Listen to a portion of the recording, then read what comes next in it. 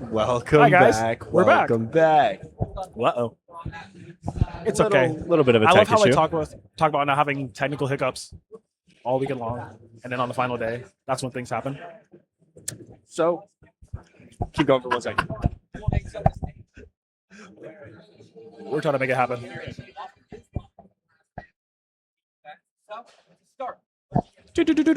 Do. I'm trying to stall for as long as I can. Oh man. Apologies for a little bit of tech issues. But yeah, we're really looking forward to this series, watching both of these teams battle it out. Hopefully, it goes the distance, all 3 games. That would be more than phenomenal to see. And what are your predictions?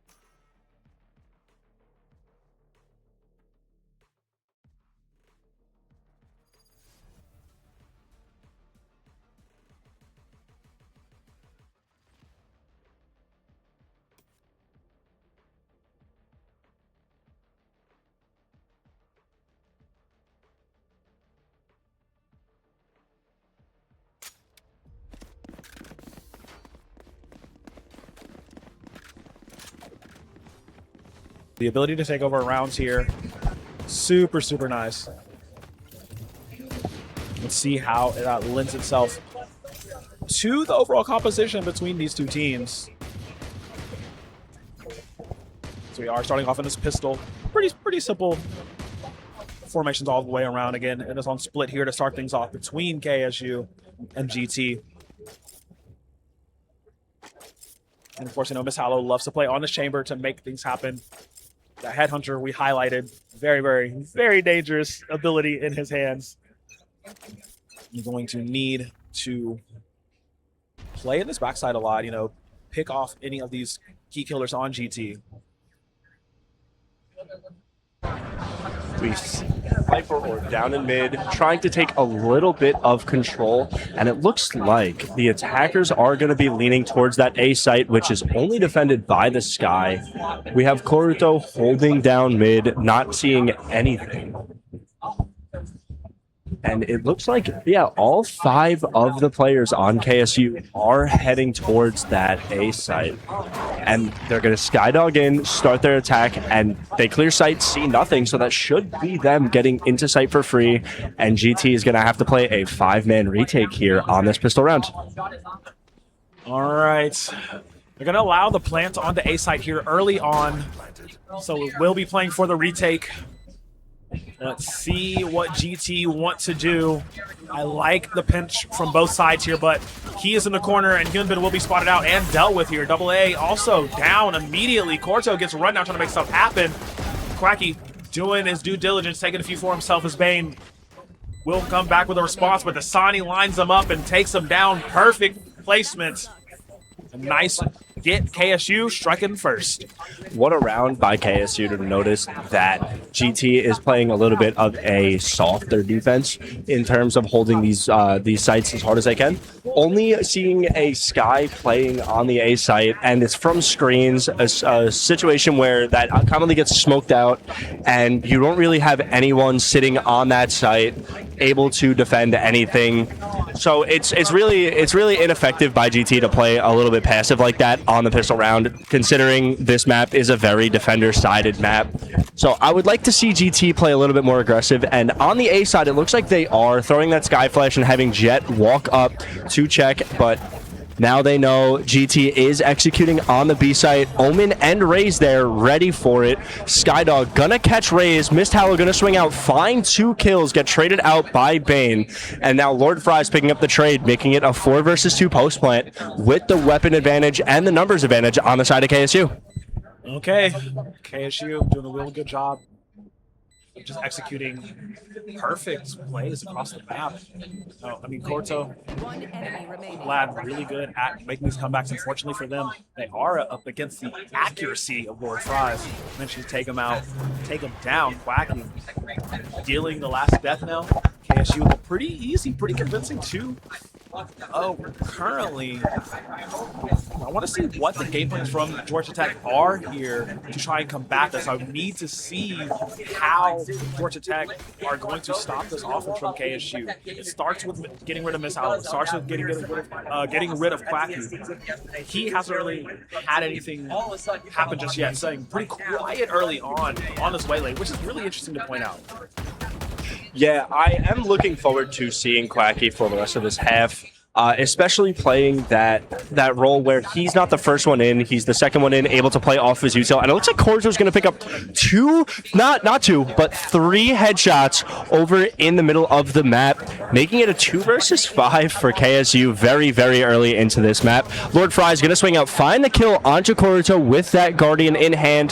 Hinbin now defending the guns from the side of GT, and now KSU stuck in a 2 versus 4, both of them in market on mid. Not really sure what they're going to do next here. Well, this is something we're going to find out. This is what I wanted to see from GT. You know, deal with those duelists, deal with those entries from KSU, get good picks to slow down the approach from KSU. And now you're seeing Georgia Tech have a good handle on this round, poised to get their first round here early on.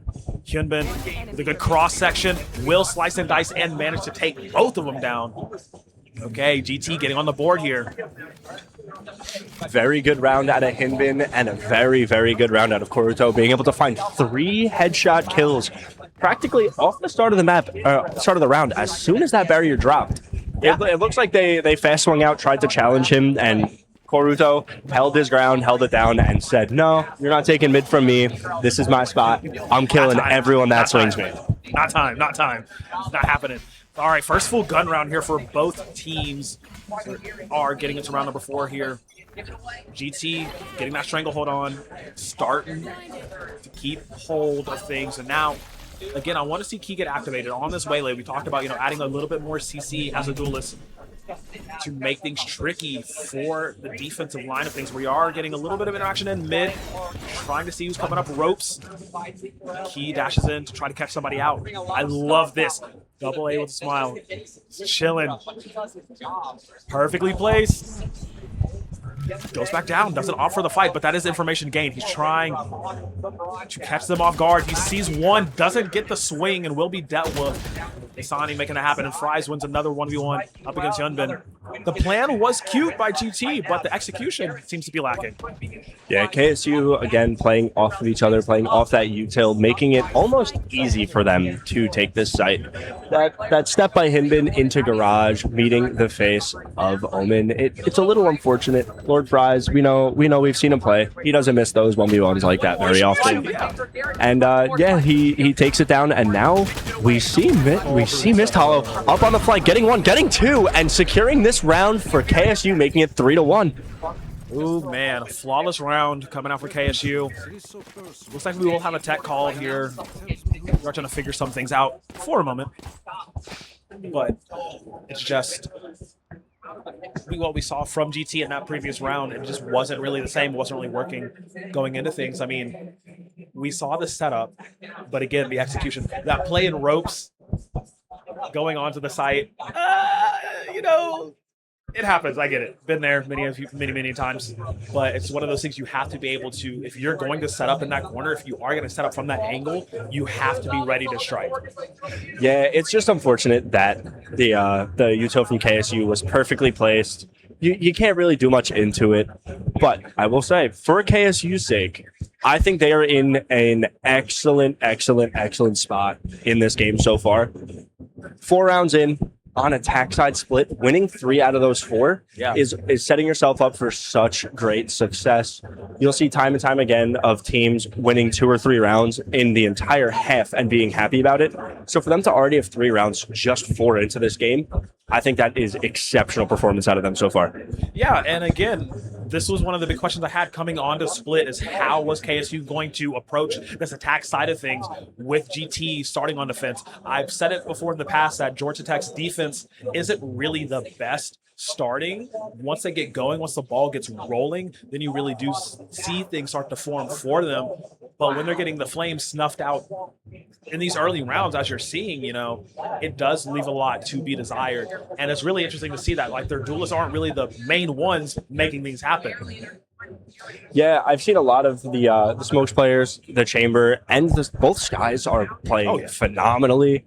I think this looks like more of a traditional game between 2 teams where you'll see the duelists, instead of getting in there and fragging out, they're the ones creating space, allowing for those secondary roles and secondary entries to come in and secure all of those kills and get the trades, which, again, when you're on offense, that's all the 1-for-1 trades, you can thrive off of those so well. It's so funny. It's like, why is my Smokes player top fragging? Like, what's going on here? Like, this is not the game that I signed up for. This is not my Valorant. But no, it's really good to see everybody on the team getting active, points going across the board as we are getting back into it after that little bit of a technical delay. Players ready to go, timer ticking down. And again, pretty decent buy on the side of Georgia Tech. I do like double with that judge. His Omen flanks are one of those things we have been watching and have been enjoying a lot of this weekend. Want to see how he utilizes it. Yeah, and especially playing on this B site heaven area, it is almost impossible to not get a kill with it.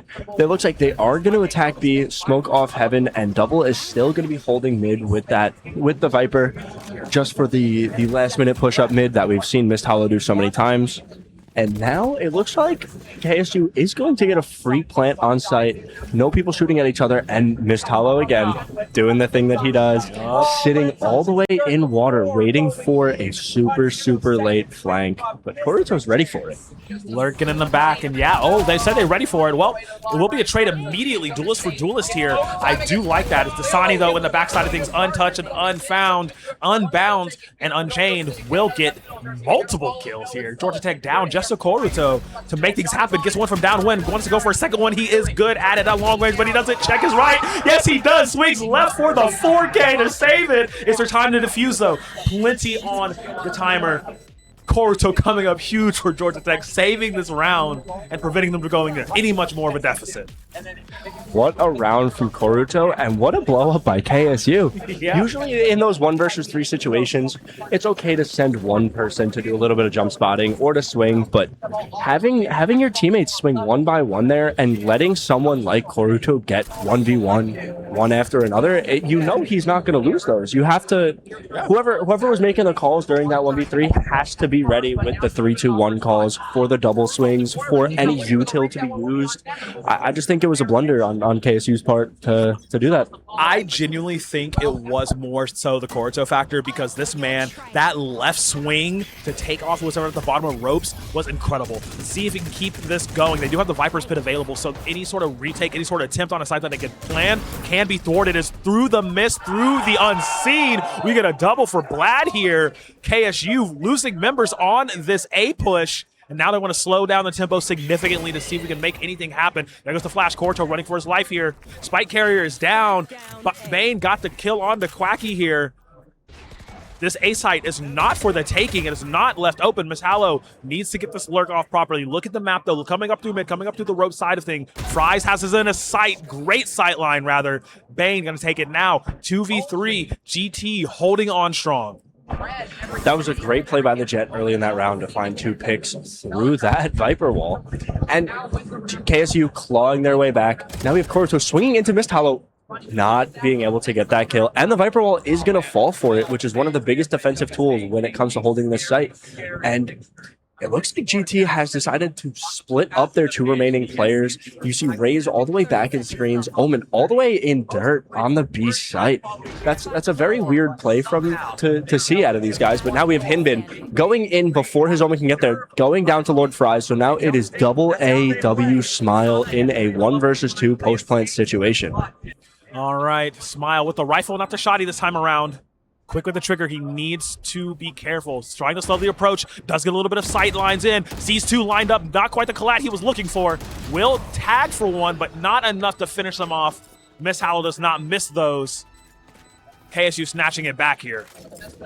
I really like that ending. I really like the fact that they stayed on the site, getting that high-low, making sure there was no chance for AA to get anything. And look at that, switching back to the shotty immediately. He's like, no. I need something with a little bit more burst, a little bit more gusto to make this happen. Yeah, he learned quickly. It was a nice play by Mist Hollow to get that kill well blinded from Omen Paranoia. But I'm very confused as to what GT's game plan is on this half. It looks like they're playing a very split up defensive setup, which is usually a very uncommon thing. And Dasani is going to get in there, find a pick, and Key turning around, finding double AW Smile in the back, trying to get the trade out. And Mist Hollow on the other side of the map is going to pick up the lurking frag. Hinbin taking down Dasani, immediately getting traded out by Lord Fries. And now we are in a 1 versus 4 situation. Sky, classic in hand, going up mid into B heaven. Key spots him, 89 health now. Does have ultimate, does have the dog, and does have heal, even though it won't be too effective. Key now taking the rope up, getting tagged up by Mist Hollow.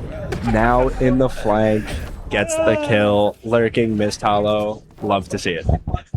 Miss Hollow again in the lurk in the backside. You have to be conscious of him the entire map around. That is something that will consistently happen. Him and Fries are so good at just getting into these back lines and just eviscerating GT because they're not, prepared for it. They don't have the flanks covered. They don't have the calls ready to pounce on anyone flanking from the outside parts of the map. This mid control has been pivotal for KSU and leading them to this victory. They are ahead by 3 currently. It's still within swinging distance. It's still a possibility. We are watching mid again as Blad, however, this time has a scouted, taking down Key.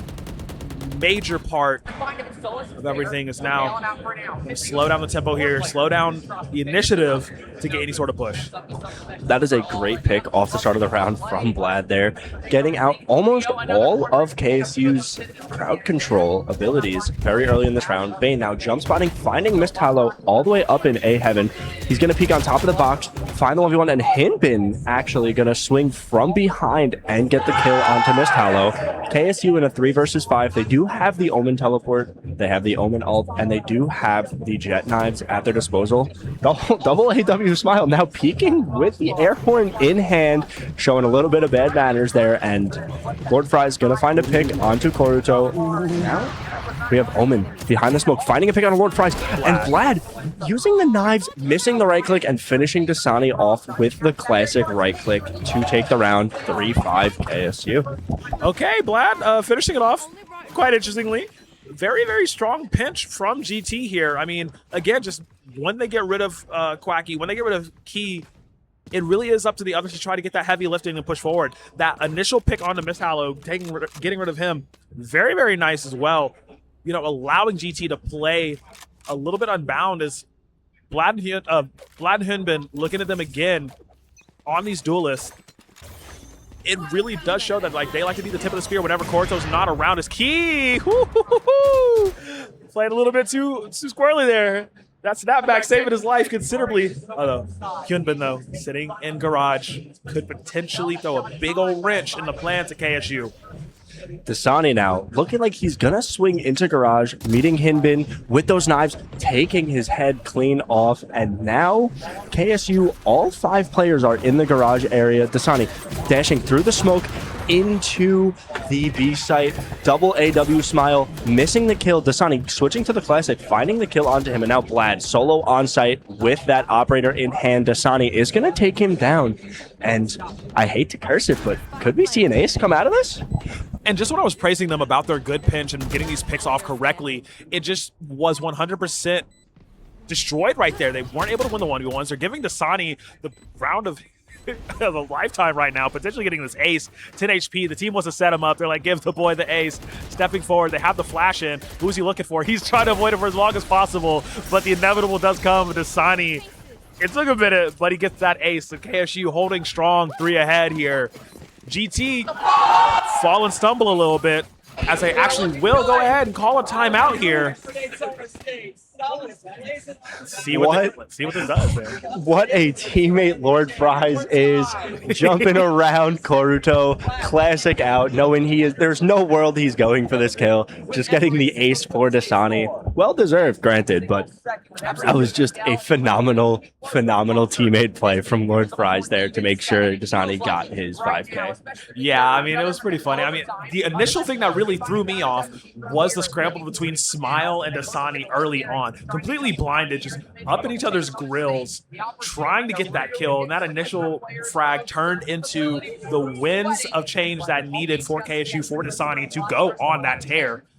And it was just unstoppable. I mean, Hyunbin had a really good cross lineup, but again, it's take it out immediately. And Bane just has really been good on the utility side of things with this guy, but not necessarily getting that fragging power that you're wanting to have from this guy. You know, the flashes are good, the stuns are good, but we have to see him picking up more of these key frags in the defense side of things. Absolutely. I think GT needs to clean it up a little bit all around. It looks like they are a little bit restless when it comes to taking these fights. They're always the first ones to swing, which gives KSU a very big... They know that they're going to swing, so the peeker's advantage isn't there if they're already expecting it every round. And now it looks like we're going to get the Waylay ultimate going into A Heaven, but no one is there. All we see is Bane on the other side of that wall, taking Key out, and it looks like KSU is going to want to fight through this, taking big damage on Dasani from Bane through that box. Mist Hallow swinging out, dying to Koruto. Lord Fries getting the trade, and Quacky finding a kill onto Bane, making it a 3 versus 3. Low HP on Quacky here, has bomb in hand, and we do have the Omen teleport available. And it looks like they're going to actually push all the way through A Heaven now. Yeah, that was really good by Bane, holding through boxes there, getting those frags that he could. This does set up Smile to succeed here, as he does have a peek onto him. Not quite the kill, but does manage to take them very low. Shadows are going out. They're sandwiched, they're stuck. They cannot escape. KSU back themselves into a corner. And Quacky trying to fight himself out of a 2 HP in a dream. Manages to get one done. He has a new lease on life for just a moment. Unfortunately, Sky can't heal herself up. She can patch others, but not herself. Has the spike. 30 seconds left. Activate that bird drone, but it's not enough. And a nice little thrifty round coming the way of GT. They needed something huge here to keep themselves in this game. There's 2 more before the half closes. Within tying distance here, that's the best you could have asked for from GT. Absolutely. And GT showing that they're going to take that timeout and then instantly get a thrifty means whatever was talked about in that timeout is going to be proving effective, because finding a thrifty after going down 6-3 on defender's side split, you know that they found something in the game plan of KSU, and now it looks like they want to take over for the rest of this half and at least even the score up as much as they can. Yeah, and again, it needs to be off of plays from like Koruto and Bane, who are really good at holding sites by themselves, really good at holding corridors by themselves. As I say, that Koruto has had Key's number all game long and making sure this Waylay cannot get activated in any sense of the word here. Dasani trying to peek through, trying to show up that distance and be the difference maker here.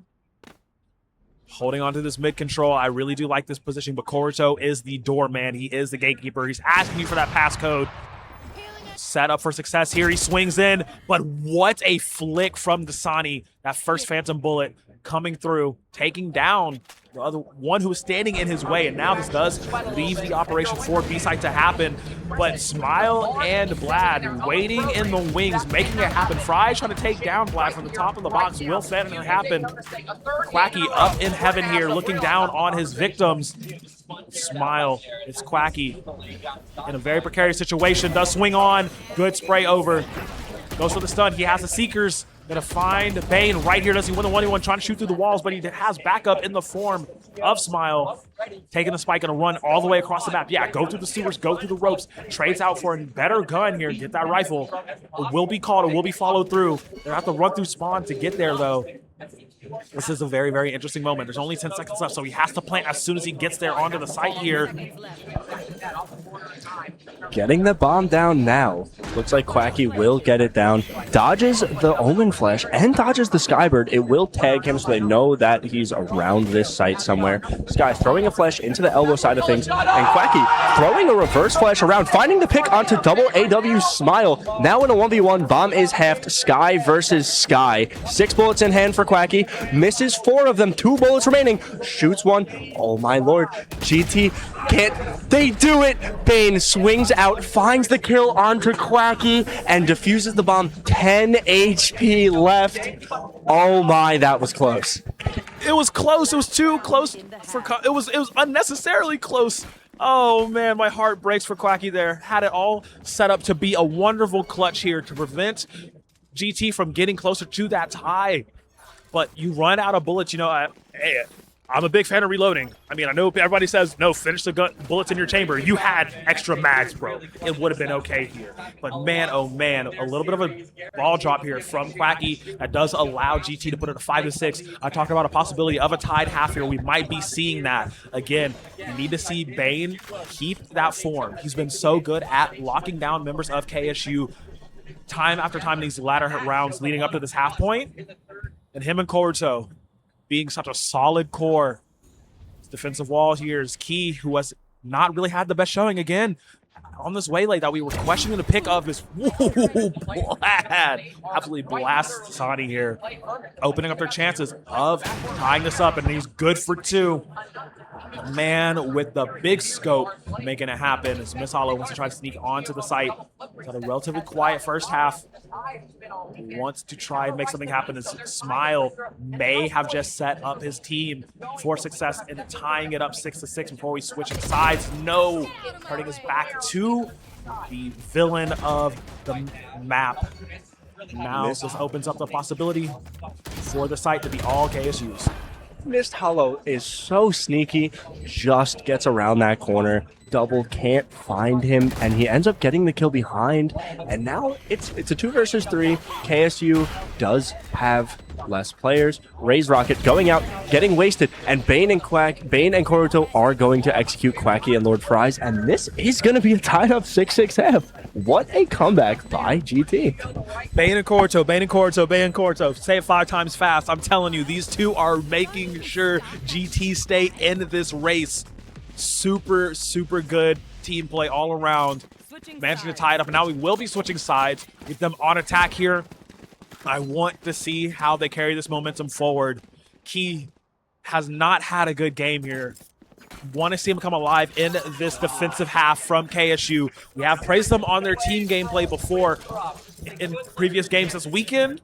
We're not really seeing that core from KSU activate so far in map 1. Yeah, it's really tough for Key on this map specifically because I've seen him time and time again. Every time they go A, he dashes up into that heaven area on A site, and he has trouble finding the kill.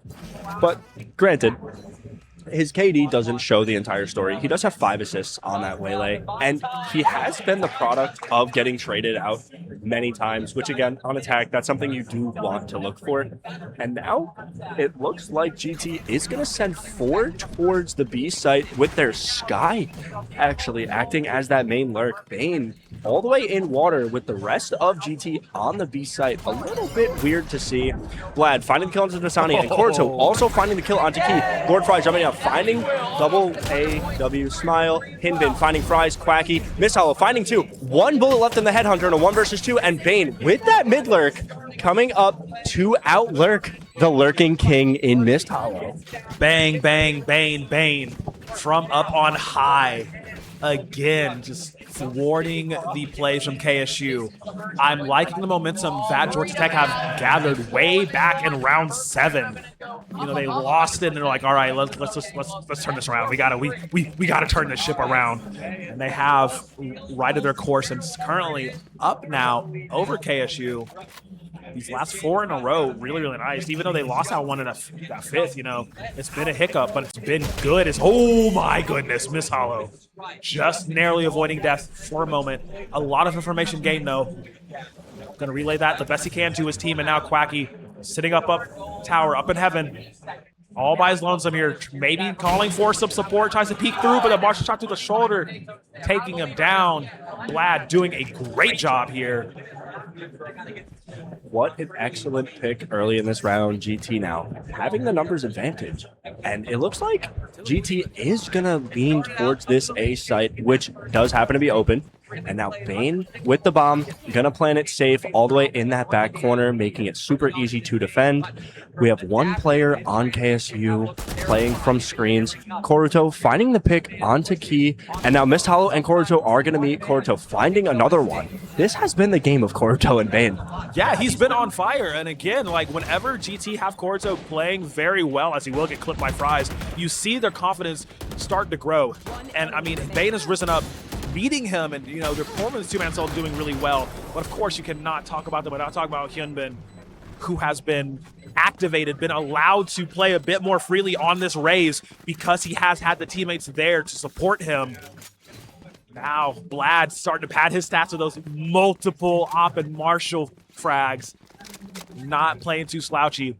13-11, 13-11-2 on the top two for GT. They're carrying some momentum all the way through, and KSU have been faltering. It's really difficult to see how they rebound from this, how they get back into this.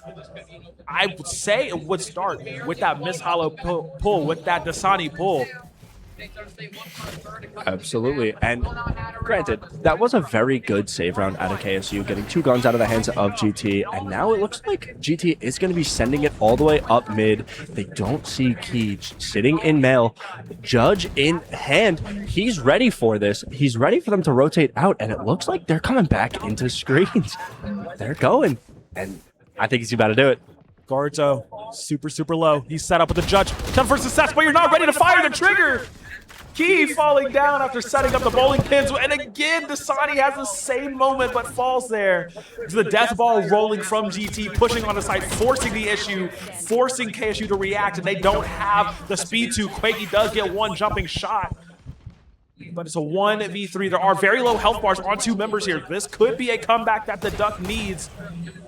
Only with the Guardian here, ready to strike here. He lines it up, but he pulls away for a second to his detriment. Hyunbin will clean it up and making sure GT stick the landing. Ooh-wee. KSU looking absolutely dizzy as GT have this ball rolling down the hill. I think KSU need to call a timeout here, and maybe they need to start pressing the panic button a little bit. That third round on the half, you lose pistol, you lose the save round. That was your round to win, and unfortunately for them, it looked like I don't want to put anyone down, but it looks like he was a little bit asleep at the wheel there. Judge in hand, Vlad peeking very close to him, and he just couldn't find the reaction time to get any of those kills. It's just so unfortunate. Just two moments in which they could have had multi-kills to save their round, stop the economy growth, stop the momentum. As we're doing it again, we're trying to run it back. He does get a few shots. Again, no kill confirms coming through for Fries, coming through for KSU. A lot of low health bars, though. This is key. They could make something happen here as they peek around the corner. Fries gets dropped immediately. Miss Hollow falls. Koruto on a rampage. This is just GT systematically destroying KSU here on the split. Double gonna take a play out of their book as it is again up to Quakey here. 1v5. I don't like those odds, playa. Yeah, Quacky, Sheriff in hand, finds the kill onto Koruto. Finds the kill onto double AW Smile. 14 HP remaining. Would be smart to pick up the gun here, go for a save, maybe some exit frags. But this is just a systematic brilliance out of the side of GT and a systematic failure from KSU. Yeah, and again, finding the kill. Again, talking about that timeout possibility called. This would be the moment to do so at this point on. Look how many rounds in a row. They're pushing up 7 in a row here for GT. This has been a brilliant shine. I talked about how sometimes GT takes a moment to get going. You know, the train has to leave the station. They have to find their footing. But I did not expect KSU to let them find their footing and then let them run away with this game here. Sitting at 10-6. Very, very scary. And again, these full stacks. And again, it's just KSU unable to get these confirms. They're stacking their bodies, lining them up for you, and you're not able to make them drop. Quacky trying to take things into his own hands. Good for 3, trying to go for 4. Will be felled here, but that does allow Dasani to play cleanup duty, possibly. Now it is all down to Koruto. KSU, we're getting tired of being pushed around, trying to stop this momentum, and this is their best chance to do so. Unfortunately, it is up against the gatekeeper in Koruto. Lucky for KSU, bomb is down on site just past that Viper wall. Missed hollow, right through the smoke, finding the kill onto Koruto. I swear, I've seen at least 5 or 6 kills through smokes or through Viper walls this game alone. And, you know, granted, this is GT's map pick, so I do expect them to play a little bit better. But KSU, it looks like they might have just found their groove, getting that operator in the hands of Dasani. Yeah, I'm glad you mentioned that it is, you know, this map was GT's map pick. Does speak to, you know, why they do feel so comfortable in playing as hard as they have been.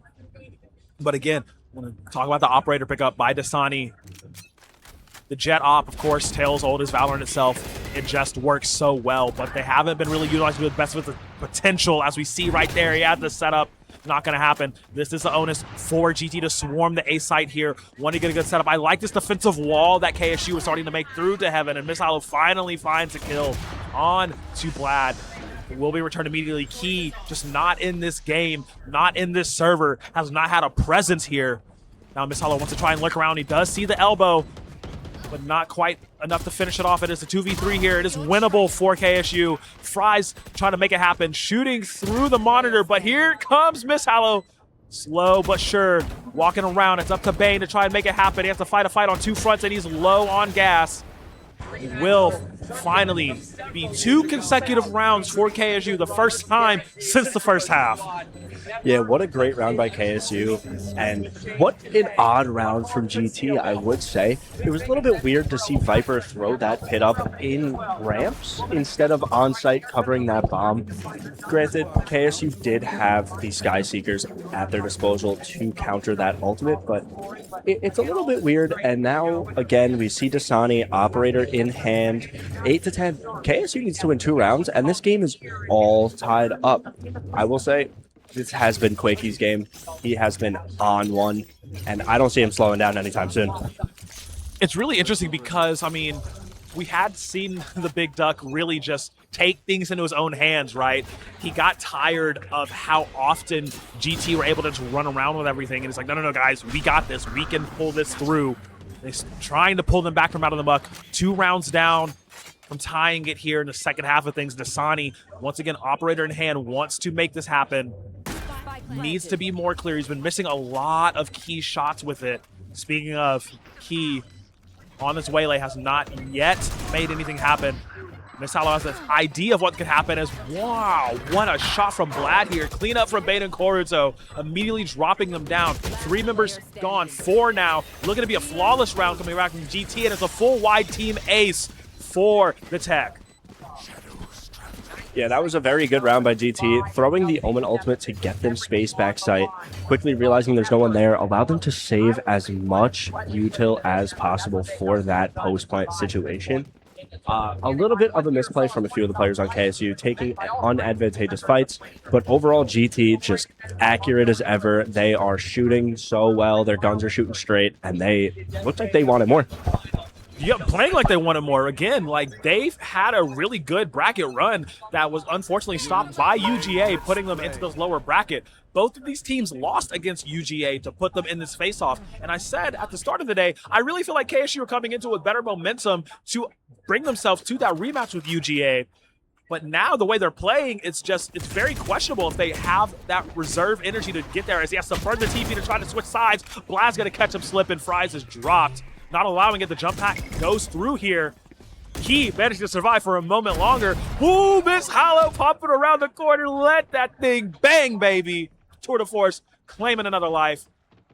KSU, let's use his momentum. What do we got? Key finally grabbing something for his squad.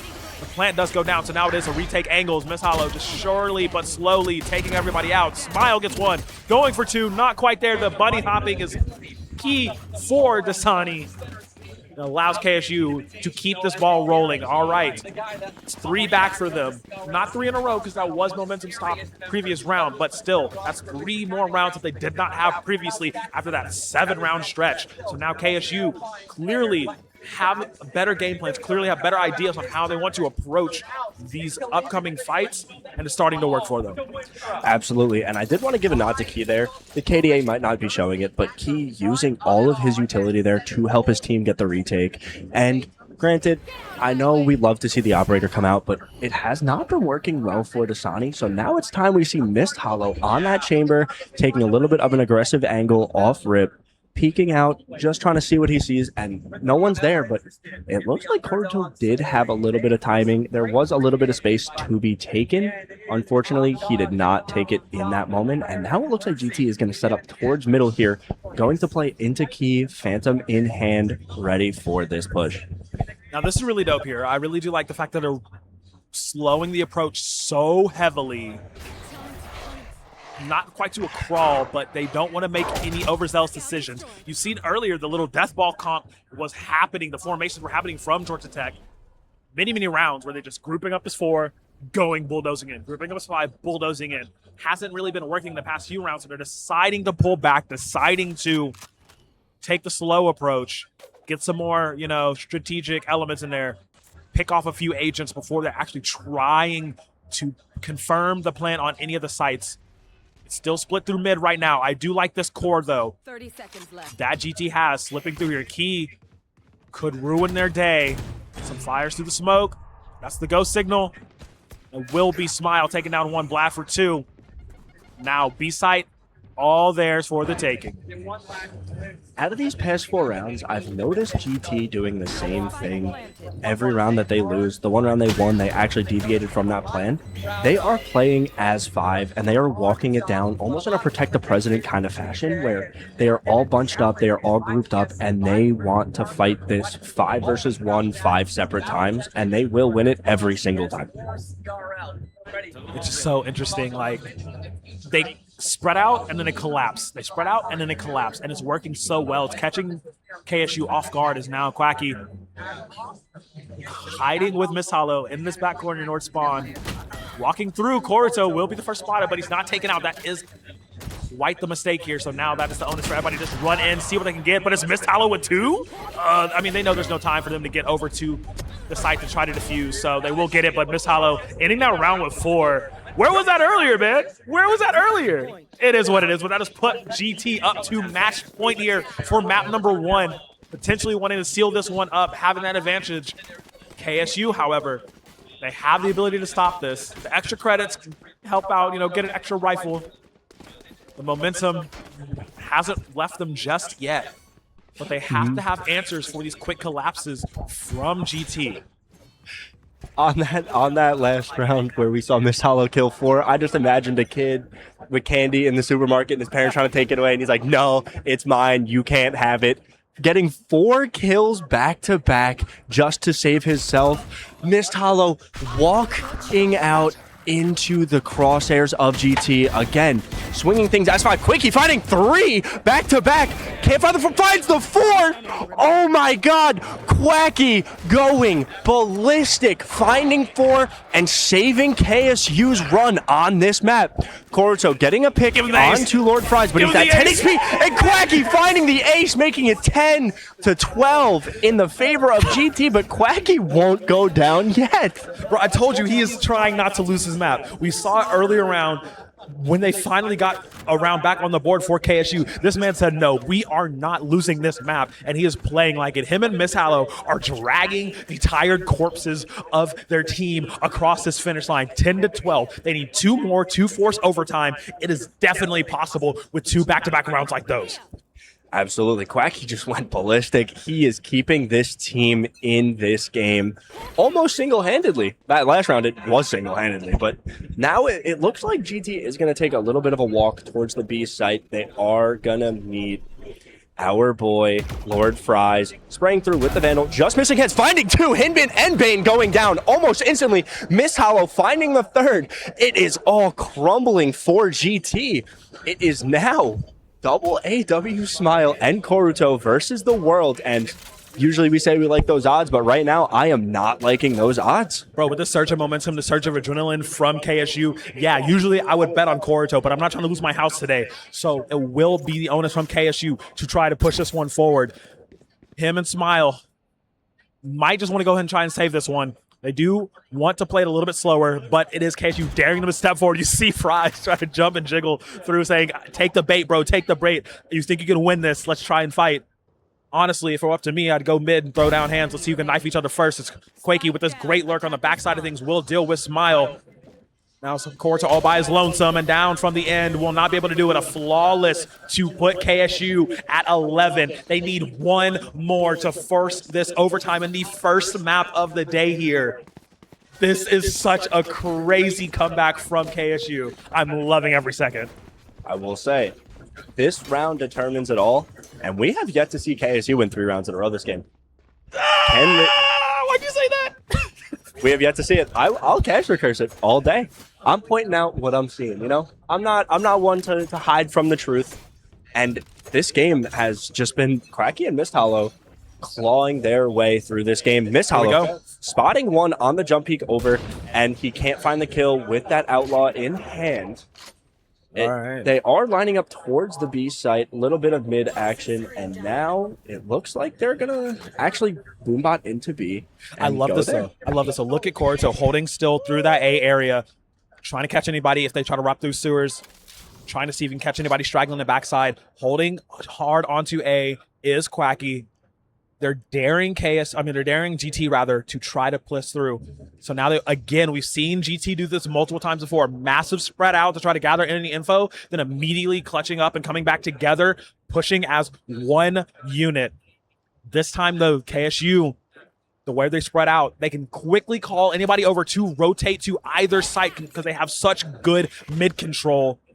Mist Hollow holding down mid the best he can. Quakey in the back of the site behind the screen.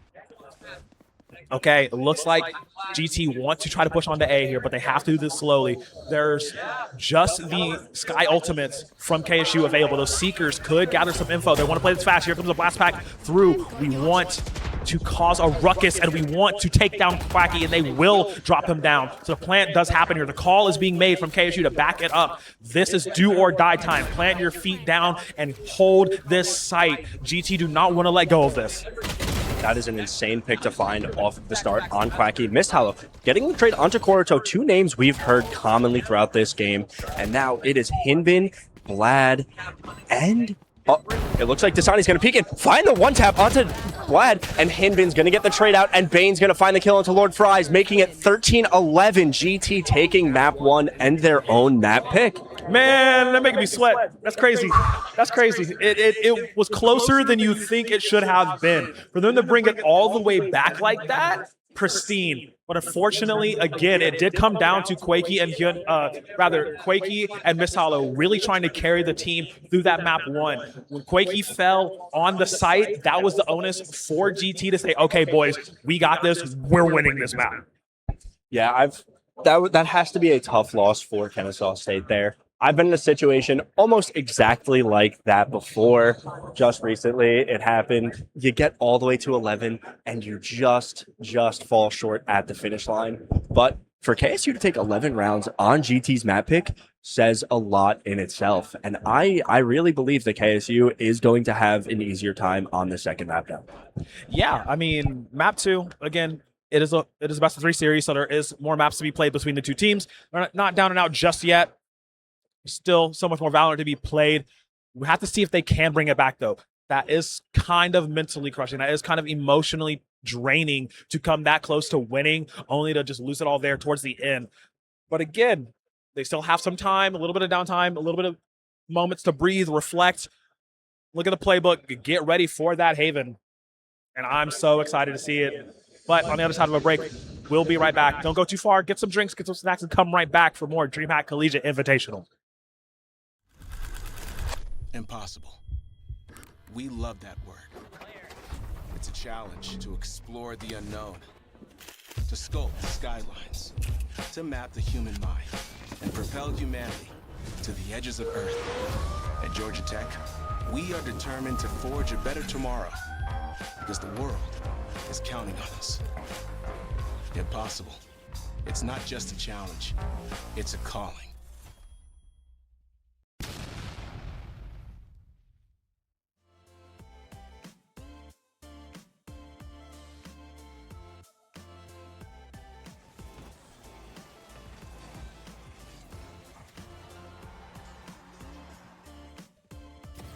One enemy remaining. Spike down. Attacker spawn.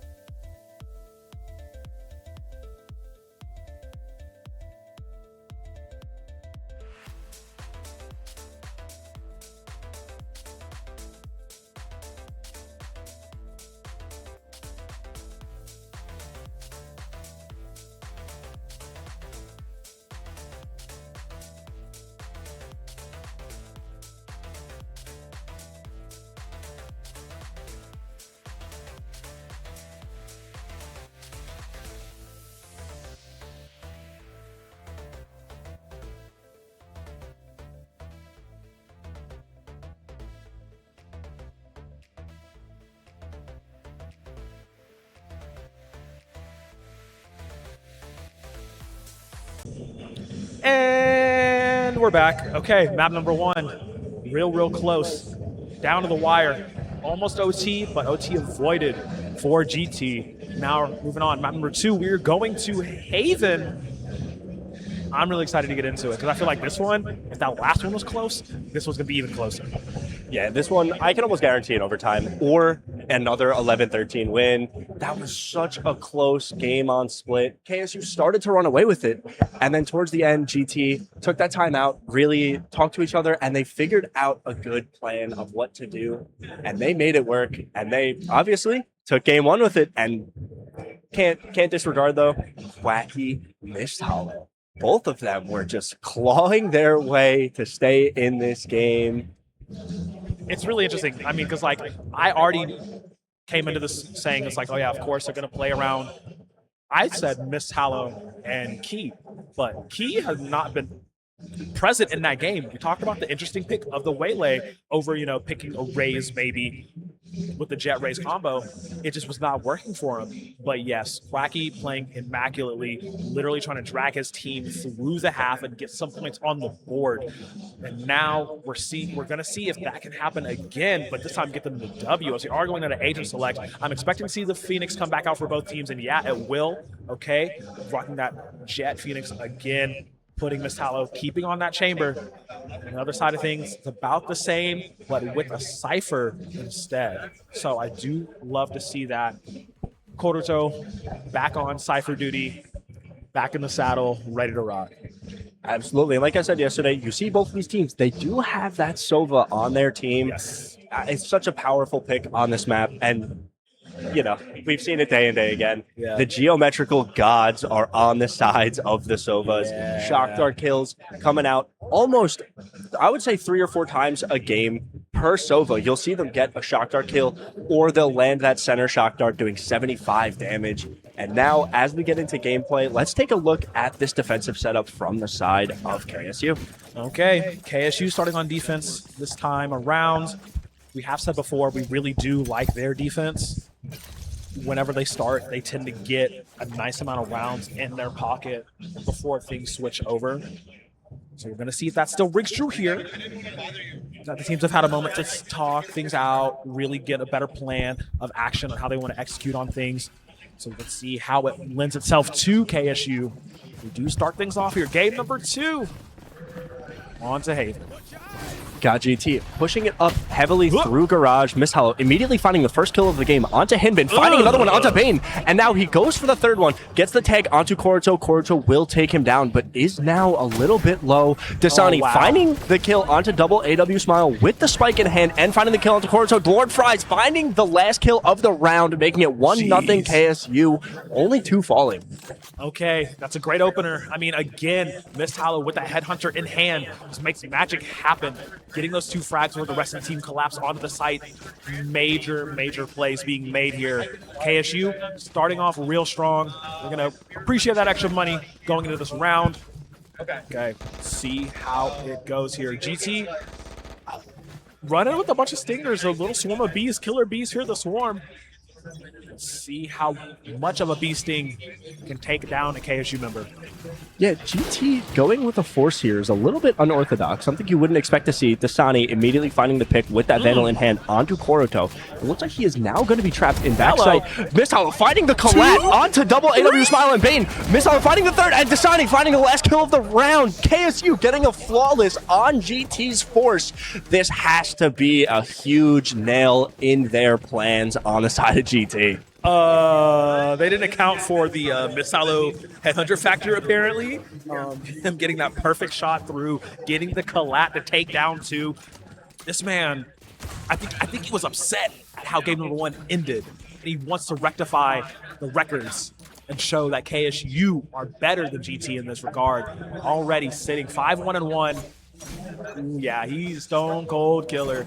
Okay. This is a really good start for KSU. Let's see if they can carry this momentum forward. have the Cypher cage to allow them to cross into the short area. No one will cross. AAW Smile falling to Key, his first kill of this game, and no one took advantage of that Cypher cage. No one going into that short area, and now we have the Sova Owl drone clearing out the rest of the space. Mistalo seeing Hinbin on a little bit of a shoulder peek, not able to get that kill, but Dasani all the way up C main, now gonna fight the Phoenix, who is pushing in. Dasani not wanting to lose that Vandal yet, giving the space up and allowing GT to have control over that C main area. Dasani now jump spotting over with GT lining up towards mid. No one with that bomb in hand, just covering all of the angles, waiting for someone on KSU to make an overstep. So I really do like that coverage of A long right before sight by KSU. Hyunbin wants to try and make a jump through doors, going through that garage area. Maybe peeking through window, but B and C heavily fortified by KSU because they know that GT will want to try to swing towards the A site first before even daring to fight on B or C. Vlad going to step forward, gets sighted by Miss Hollow, who does not take him out. I'm just kidding. Of course he does. He has the headhunter in the back pocket, managing to clear that up.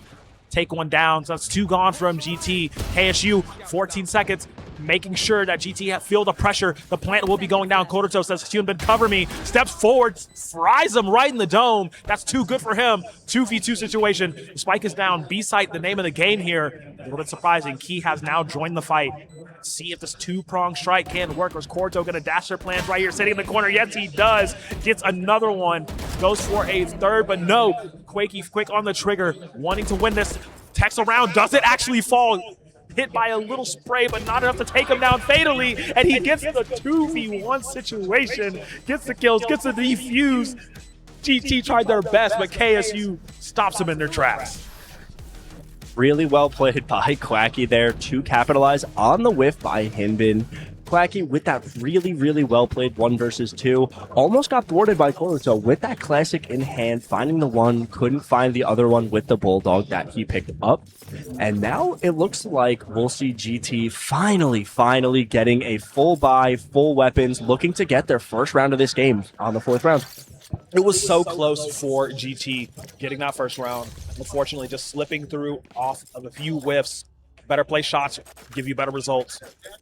GT still not down and out from this yet again. Wanting to force that A site, but before the shadow can fall, Miss Hollow does claim another one. Kodoto down. Hyunbin will get a return on the fries, but now this signals the call for GT to try and back out and run to another site. I'm believing that C site could be the main attraction here. B site was very scrappy, and I don't think GT can afford to even try to go for these types of plays. Vlad wants to approach it. Will put up a wall, but Miss Hollow was there again. Able to survive after missing a few shots. Not quite fell just yet, but swarm on B side. Here comes Quacky with these shock darts that we know are potent. Already chunking for a little bit. GT though holding firmly on this B side. KSU gonna go for this retake. We have Tour de Force in hand. Miss Hollow finds one, Dasani finds one, and a double AW Smile and Vlad find 2 picks. Key versus... It's Key versus double AW Smile, and Key does not want to be remembered for that last game. He wants to be remembered for this moment right now. Finds the pick and finds the 4th round straight for KSU, keeping them on pace to have a flawless game. Yo, okay, yeah, this is definitely the Key Redemption series. Coming up huge in those clutches, making sure that KSU keeps momentum up. Again, I said whenever KSU starts on defense, they're able to get a lot of rounds on the board before anything falters or any switches happen. You're seeing it right here in real time. Mist Hollow just being the MVP for the squad at this point. Either causing a ruckus, if he's dying, he's taking someone with him. He's never falling without leaving a body in his wake. And that is one of the major winning points for this KSU squad. Is Fries holding down through a long, managed to get 2, make it a 3rd, courtesy of Quacky. Now it is all up to Vlad to try to carry things through. The running back will expire. Trying to lurk through sewers here. Smile with the spike. Doesn't have the ultimate to reposition far across the map, but could potentially make something happen here. It's a sight onto A. It is covered by KSU here. They want to try to challenge this, but Fry's doing so well. Takes out Vlad. Dasani trying to fight through it all, and Smile cannot hold everyone off by himself. 5-0 now for KSU. What a round by Lord Fries and Quacky. Both of them just slaughtering GT where they stand in a main. And it looks like we are going to get a timeout called by GT. They're a little bit concerned with how this is going. Haven being a 3-site map, a lot of areas of exposure. Really difficult for a defending team to succeed on this half as well as KSU had. So GT need that timeout to change things up. And we saw last game, they called the timeout and immediately started winning off of it. So let's see if they can do it again. Yeah, but they were also winning before the timeout. That was the craziest thing, right? But of course, it is always good to have the timeout, regroup, reassess, make sure everyone's on the same page, identify what is going wrong in these rounds and how do we stop it, full stop. Not a little Band-Aid, not a little patch, but immediately stop the bleeding here. And GT, they're not losing these rounds by much. There was only one really stomp round in these first 5. The rest have been very scrappy down to the wire, a few little near misses. So it's more so a matter of execution than it is outright being outclassed. And that's the biggest thing I think GT need to remember and need to realize. Absolutely. I think GT took this time out to breathe instead of really formulate plans. They look a little bit shaky, and when it gets down to those 1v1s, they are not able to connect on those shots. And I think they just need a little bit of a breather, time to decompress and realize that they are one game away from making it to that grand finals and making it to that guaranteed money. Exactly, and that's the biggest thing here, right? Is Vlad going for the ult orb out in the middle, out in the open, but Dasani, of course, downrange, managing to take him out. 5 HP to his name, though, so not really getting away scot-free. We'll be feeling those damages, but that's not what you want if you're a fan of GT. North Attack really need to lock in here. Hyunbin with the knives out, ready to strike. B-site, again, hasn't really been successful for GT here. They keep trying to hit it, keep trying to get the spike down there, but it's putting them in such a precarious situation. As we know, KSU love to swarm the site and immediately cover all angles to prevent them from securing that round. Smile playing with fire here, trying to challenge Miss Hollow in window. I would do that if I were you. Hyunbin peeking into B, spotting out Quacky, going for a quick knife, can't find the kill. 4 remaining, and now GT is they are looking to execute onto B site. Bomb, it's down all the way in their spawn, right outside of garage. Quacky gonna throw the owl drone out, find a tag onto Double Smile, and now it looks like they're gonna back up, reset a little bit, and wait for this execute. Double challenging the angle again, finding the one tap onto Quacky. Oh my, now Key taking over that same angle, getting ready to fight, throwing a smoke onto the front of B site. Key falling into that smoke. Looks like he's going to swing out, find a fight with Corto, but can't get it done. And now 8 seconds left. Dasani all alone on site. All he has to do is stop this plant. Mist Hollow finding the pick onto 1. Bane getting the plant down, and Double getting the pick onto Mist Hollow. Lord Fries in a 1 versus 3. He does have the ultimate in hand ready, but Koruto is on the off angle ready for this ult to come out. This is going to be the catch of a lifetime if this works for Fries. Waiting, patiently buying us time, not going to strike without any sort of information. He does have to run it back, actually stays alive for 2. Now he's brought it from a 1v3 to a 1v1. He has to run it back. He does not opt to use it. And unfortunately, to his detriment, Smile will catch him slipping, get them a thrifty, and get GT their first round in this game. I really thought we were about to see greatness out of Lord Fries. Honestly, I thought he was going to do it. Hey, I thought he was going to do it too, but fortunately, came down to it. Opted, again, not to use any of the abilities, just wanted to try to get the gun round. Not quite there. So that does allow Smile to claim that. Again, first round on the board for GT in this game number 2. And they really, really needed it. Finally able to get full armor, full rifles for the squad here and feel pretty safe about it. See how they can take that win, use that to cruise some momentum, and push on forward. Absolutely, and luckily for KSU, they have been winning the rounds by multiple numbers. It's it's not often that they win the round by 1 or 2 people, so they do have enough money to get a full buy even after losing this round. And GT is going to have a casualty very early into this round. The Phoenix going down 4v5, and GT is now without their main source of flashes. We have Mist Hollow watching the front of B main, and Dasani holding down C-Long, finding a second kill onto double AW Smile. GT is now without their smokes and their flashes. Dasani, 11 HP, holding it down on C. This is very interesting. Those crucial picks off. Like you said, no more smokes, no more flashes available for GT. I mean, sans maybe one cloudburst from the Jet. Georgia Tech slowing the pace to a literal crawl before they make anything happen. Dasani being able to get these frags and still live, though, is one big piece of this puzzle that GT have not been able to solve.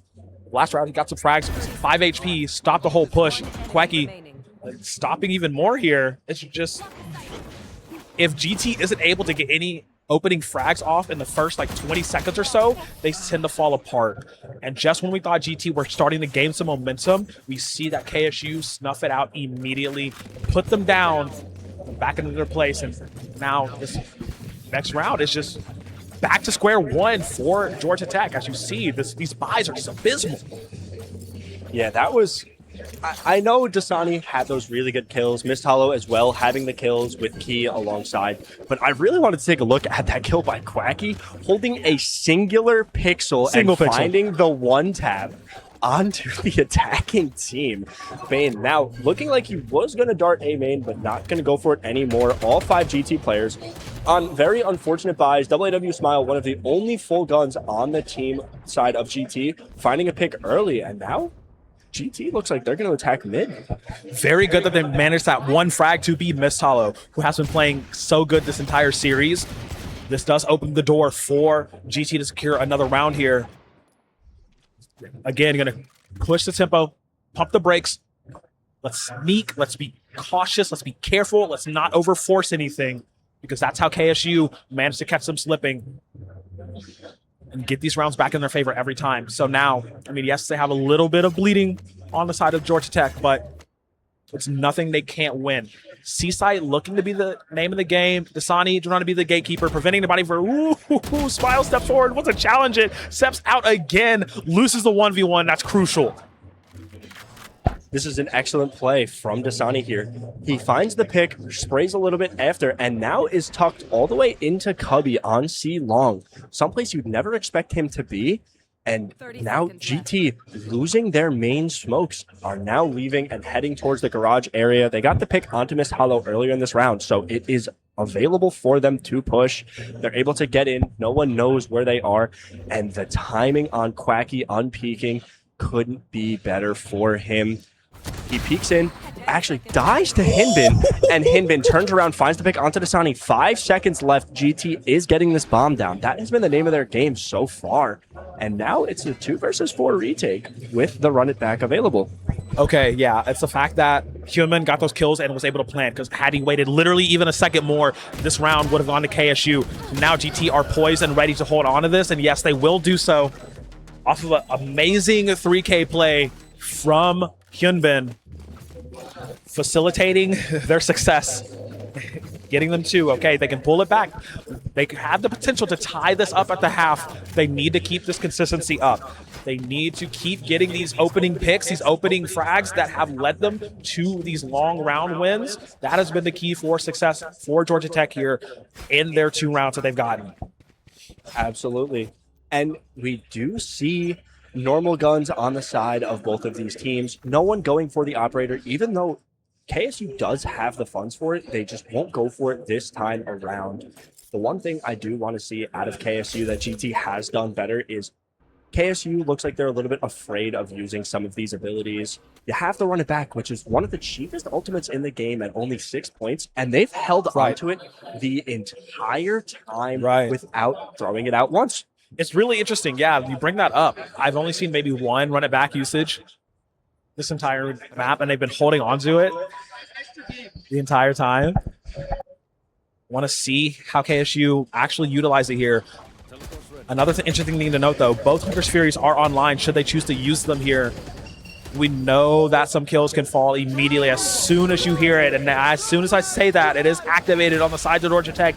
Bane wants to make it rain, but he's felled by Lord Fry, stopping it before he gets the final activation. You wanted to see a run it back be used successfully, and that's exactly what happened right there. This is going to allow KSU to play more freely, allow them to fell members on Georgia Tech's side, allow Dasani to step onto the site and wreak havoc as he gets himself a ridiculous 3K. KSU stopping GT in their tracks, getting the rounds back. Dasani is too composed with it, swings out, finds one, and then two people are looking at him, and he does not care. He kills them both without a second question. And again, Lord Fries, he used the run it back, and yes, it's good that he did it and got a kill, but it's even better that he swung out and killed the Sova while he was using Hunter's Fury, aimed at Quacky, which would have taken him down, saving his life, getting a big ultimate out, and getting a pick all on one use of that ultimate. It was a matter of when, not if, for them picking their spot. I'm sorry I ever doubted you, because that was incredible stuff here from KSU. Now that resets GT on their tempo, bringing it back down. Let's see what they can get done. Again, every time they fight on B side, it's just so bloody, such carnage and chaos. It does not end well for them. I would love to see them index for other sites to try to make those happen here. We have not seen an A site hit since the beginning of the game. Yeah, it's really difficult to take that A site away from Lord Fries and Key. Bane does find the pick onto Key very early in this round while he's peeking short. Lord Fries now walking all the way up A main, getting spotted out by that Owl drone. And now GT again, they look afraid of this A site going into garage once more. That has been the most common attack from them. Mist Hollow versus the World on the attack. Dasani swinging out from CT, finding a kill on Vlad and Hinbin. Koruto and Double A getting the trades. Now it is Quacky and Lord Fries versus 3. Post-plant situation, bomb is down, and they are now on a timer. Time ticking away, not really on their side. KSU down. I mean, it's Quacky and Fries. Not too mad at that combination, that duo. The flash is going to go out, not going to find anybody. Great dart on the back side of things. Going to force GT to push off, but unfortunately, Double is too accurate with his shots. Taking down Quacky. Koruto will dispatch with Lord Fries. Ping-ponging these rounds the past 5. Back and forth and back and forth. GT, yes, they're still down, but they are putting up a hell of a fight to try to keep this as close as possible. Absolutely. And for a map like this, and for a defensive-sided team like KSU, winning 3 or 4 rounds on the half is not the worst-case scenario for them. It started off rough, losing 5 straight, but they are somehow clawing their way back into this half. Unfortunately, they can't make it an even 6-6, but they can get pretty darn close with it. Oh, yeah, absolutely. And that's the best you can ask for. Going the next half is the best you can ask for, is to have your gun up and ready to go as you're approaching a corner. KSU apparently missed the memo, and that does allow Georgia Tech to claim 3 lives. They're going to push forward. Hey, remember how I said they should probably try to plan on A side? It might get them some results. Well, blah-dee-da, here we are. We get that. It's a forced retake here coming from KSU. Not really in their favor. Dasani up in heaven, trying to make something happen from that window spot. Mist Hollow on the back end of things will be revealed. They're still fighting their best for it. Dasani's good for 1, tries to transfer over to the second, not quite there. Trying to set up his homie for success, and it won't happen. It will be GT taking that 4th one. Defenders eliminated, the bomb was planted, and now 1 more round before this swap happens. Looks like Koruto gonna pick up the operator from the body of Key. A little bit of a misplay by him, a little bit of a misstep, getting comfortable with the fact that GT wasn't going to attack a site straight up. He goes to swing short, the Omen teleports across and finds the pick on him before he can even get set up on the angle. Kind of starting to crumble from KSU on that A site. And now we'll see Lord Fries and Key playing Martial Guardian in the middle of the map. Mist Hollow bringing out the Tour de Force, swinging out short where Key just fell exactly 1 round ago. Doesn't spot anyone out, and GT is playing a little bit of a slow default here, which I love to see. Yeah, and we've seen this on them before. You know, they like to play it slow. Usually after they get a pick or 2, This time around, they're doing it slow out the gate, and will come back to bite them. Losing Koruto is huge here. Dasani misses the trigger, loses the duel against Blad. That's huge. That's huge. That's huge.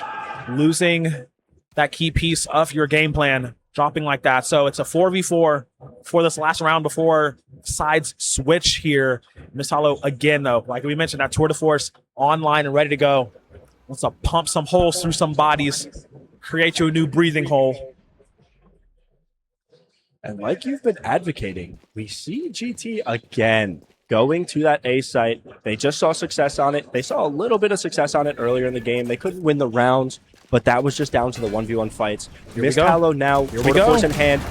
Hinman swinging backside, finding Quacky. Missed Hollow, finding the trade out, and now double finding the kill onto Missed Hollow. Now it is a 2v. Nope, granted, now it's a 1 versus 4. We see Key all alone versus the world. We've seen him do these before. Today he's been a little bit shaky, and he can't find the first kill onto Blad to start that retake by himself.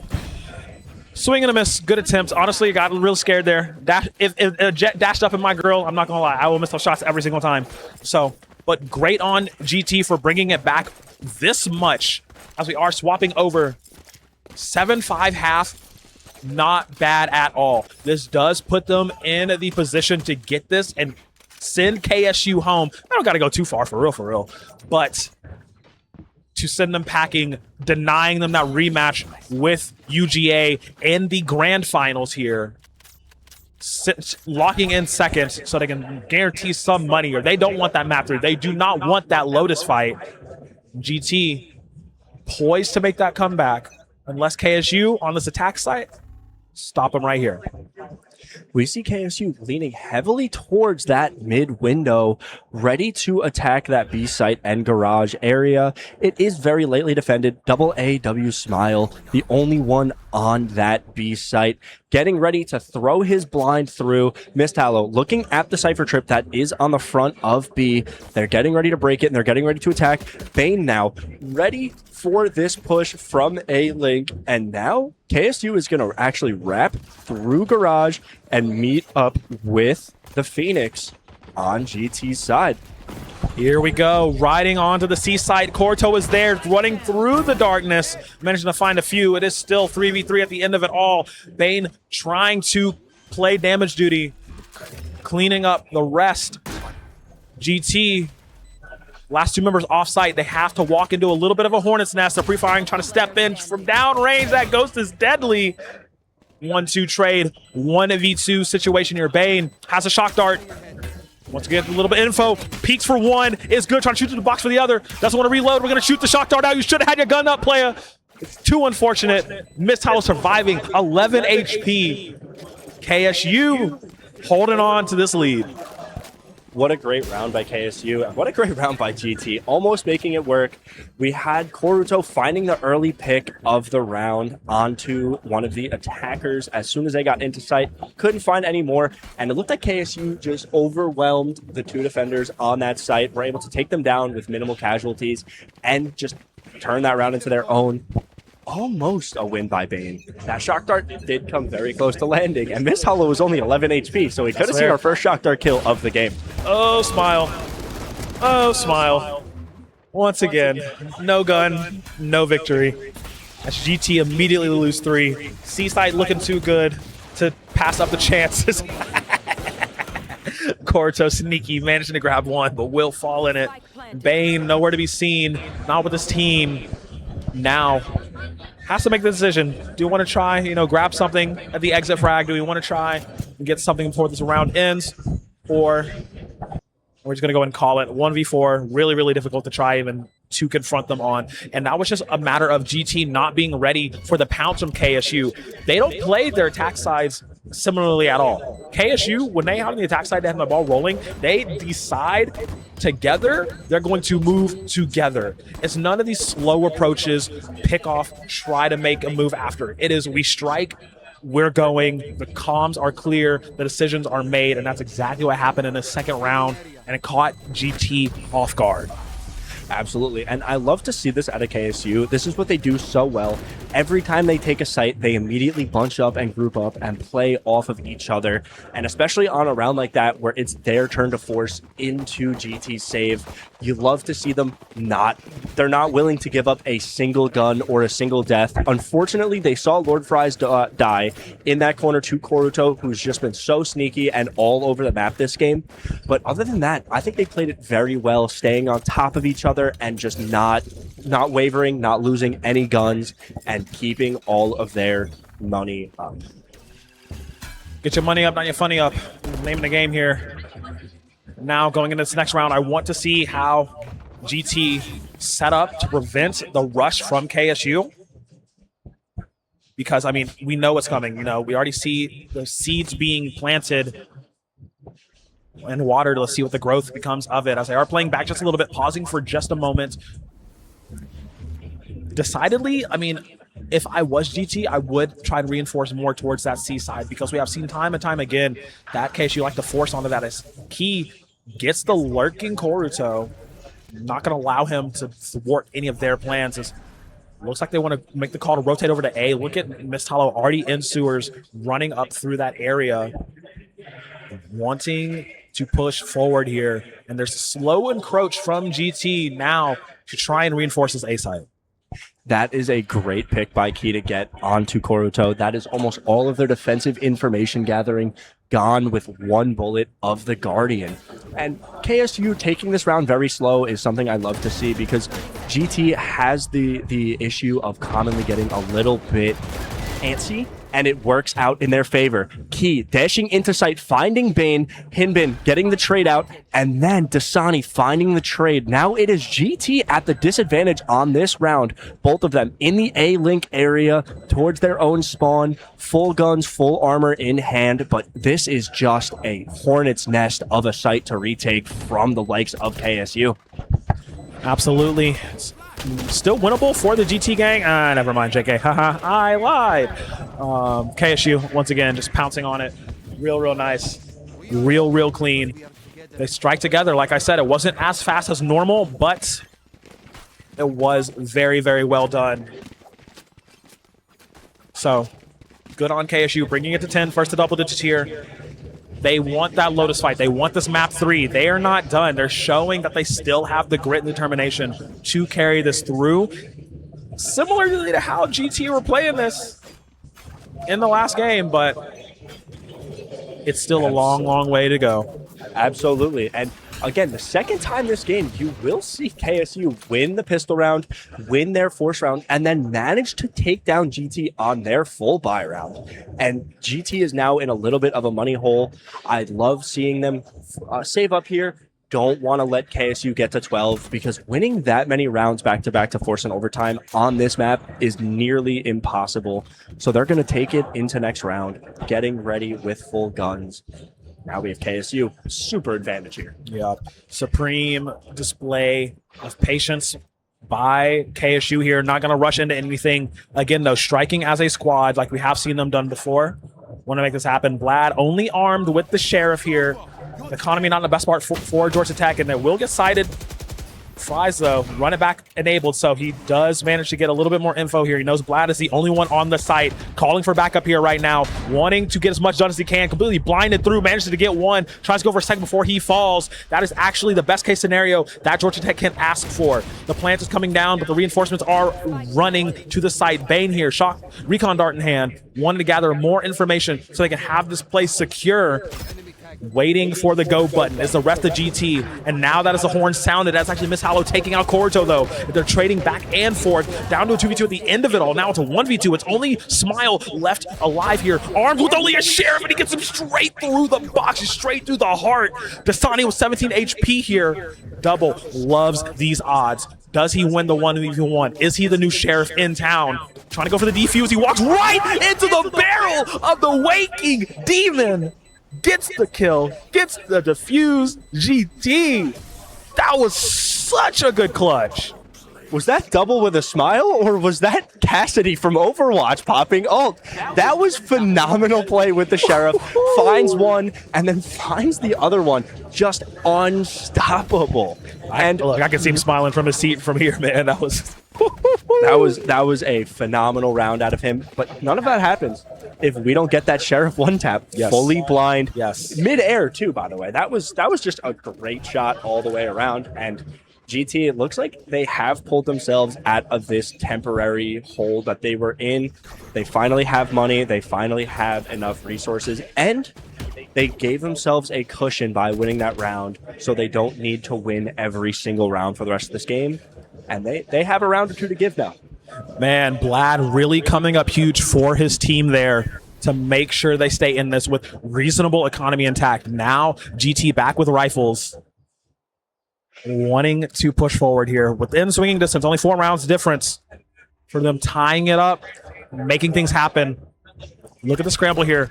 KSU want to play with a bit more tempo and immediately get stopped here. Koruto, again, being such a good anchor, good sight holder, good corner lurker, making sure it doesn't happen, is through the fire. Bane will go ahead and take down Key, and this is big disaster if you are a KSU fan. They're faltering here towards the end of things, and Flash, be damned, be denied, be in awe of the flawlessness that is Koruto here for Georgia Tech. I've seen this before, Jade. I've seen this before. Yeah, it looks like Georgia Tech is going to show a little bit of their frustration at the end of that round, but they just got sent into the blender. They got put into the Samsung spin cycle of doom. They went into garage expecting that flash to work. Koruto nearly snapped his neck dodging that flash, finding all of those kills on the team pushing in, and they couldn't make it work. That was a great play by GT.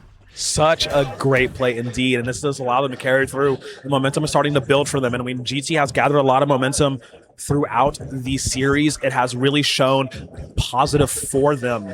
We need to see a bit more. We need to tie this up and then exceed what KSU is doing to prevent Lotus from happening. That Sova Owl drone on long doesn't spot any of the players out. No one's rotating just yet, but we do see the Phoenix pushed all the way up into their spawn from that seaside. Bane kills Ward Fries, missed Howl, finds the kill onto Hinman, and Quacky finding the trade onto Bane. Now it is a 4 versus 3. KSU gets the bomb down. We see Mist Howl watching flank, but the Phoenix sneaks past him. They don't know that there's one up flank. He walled it off. I don't believe he saw that wall. And now we have Koruto all the way in heaven waiting. Quacky finding the kill onto that flank by Blad. And now Koruto, 1 versus 4. I believe it is best in his interest to save here. But no, he's going to swing to Dasani, and Dasani's going to find the one tap, bringing KSU one round away from match point, or from game point. Yeah. I'm telling you, KSU are still got a lot of fight left in them. They want to force this Lotus, this map 3 here in the lower finals to keep going in this tournament. There will be a timeout being called. I mean, honestly, I respect it. You know, we're starting to gain that momentum from Georgia Tech, but it was looking a little loose there in that last round. You know, they weren't all on the same page.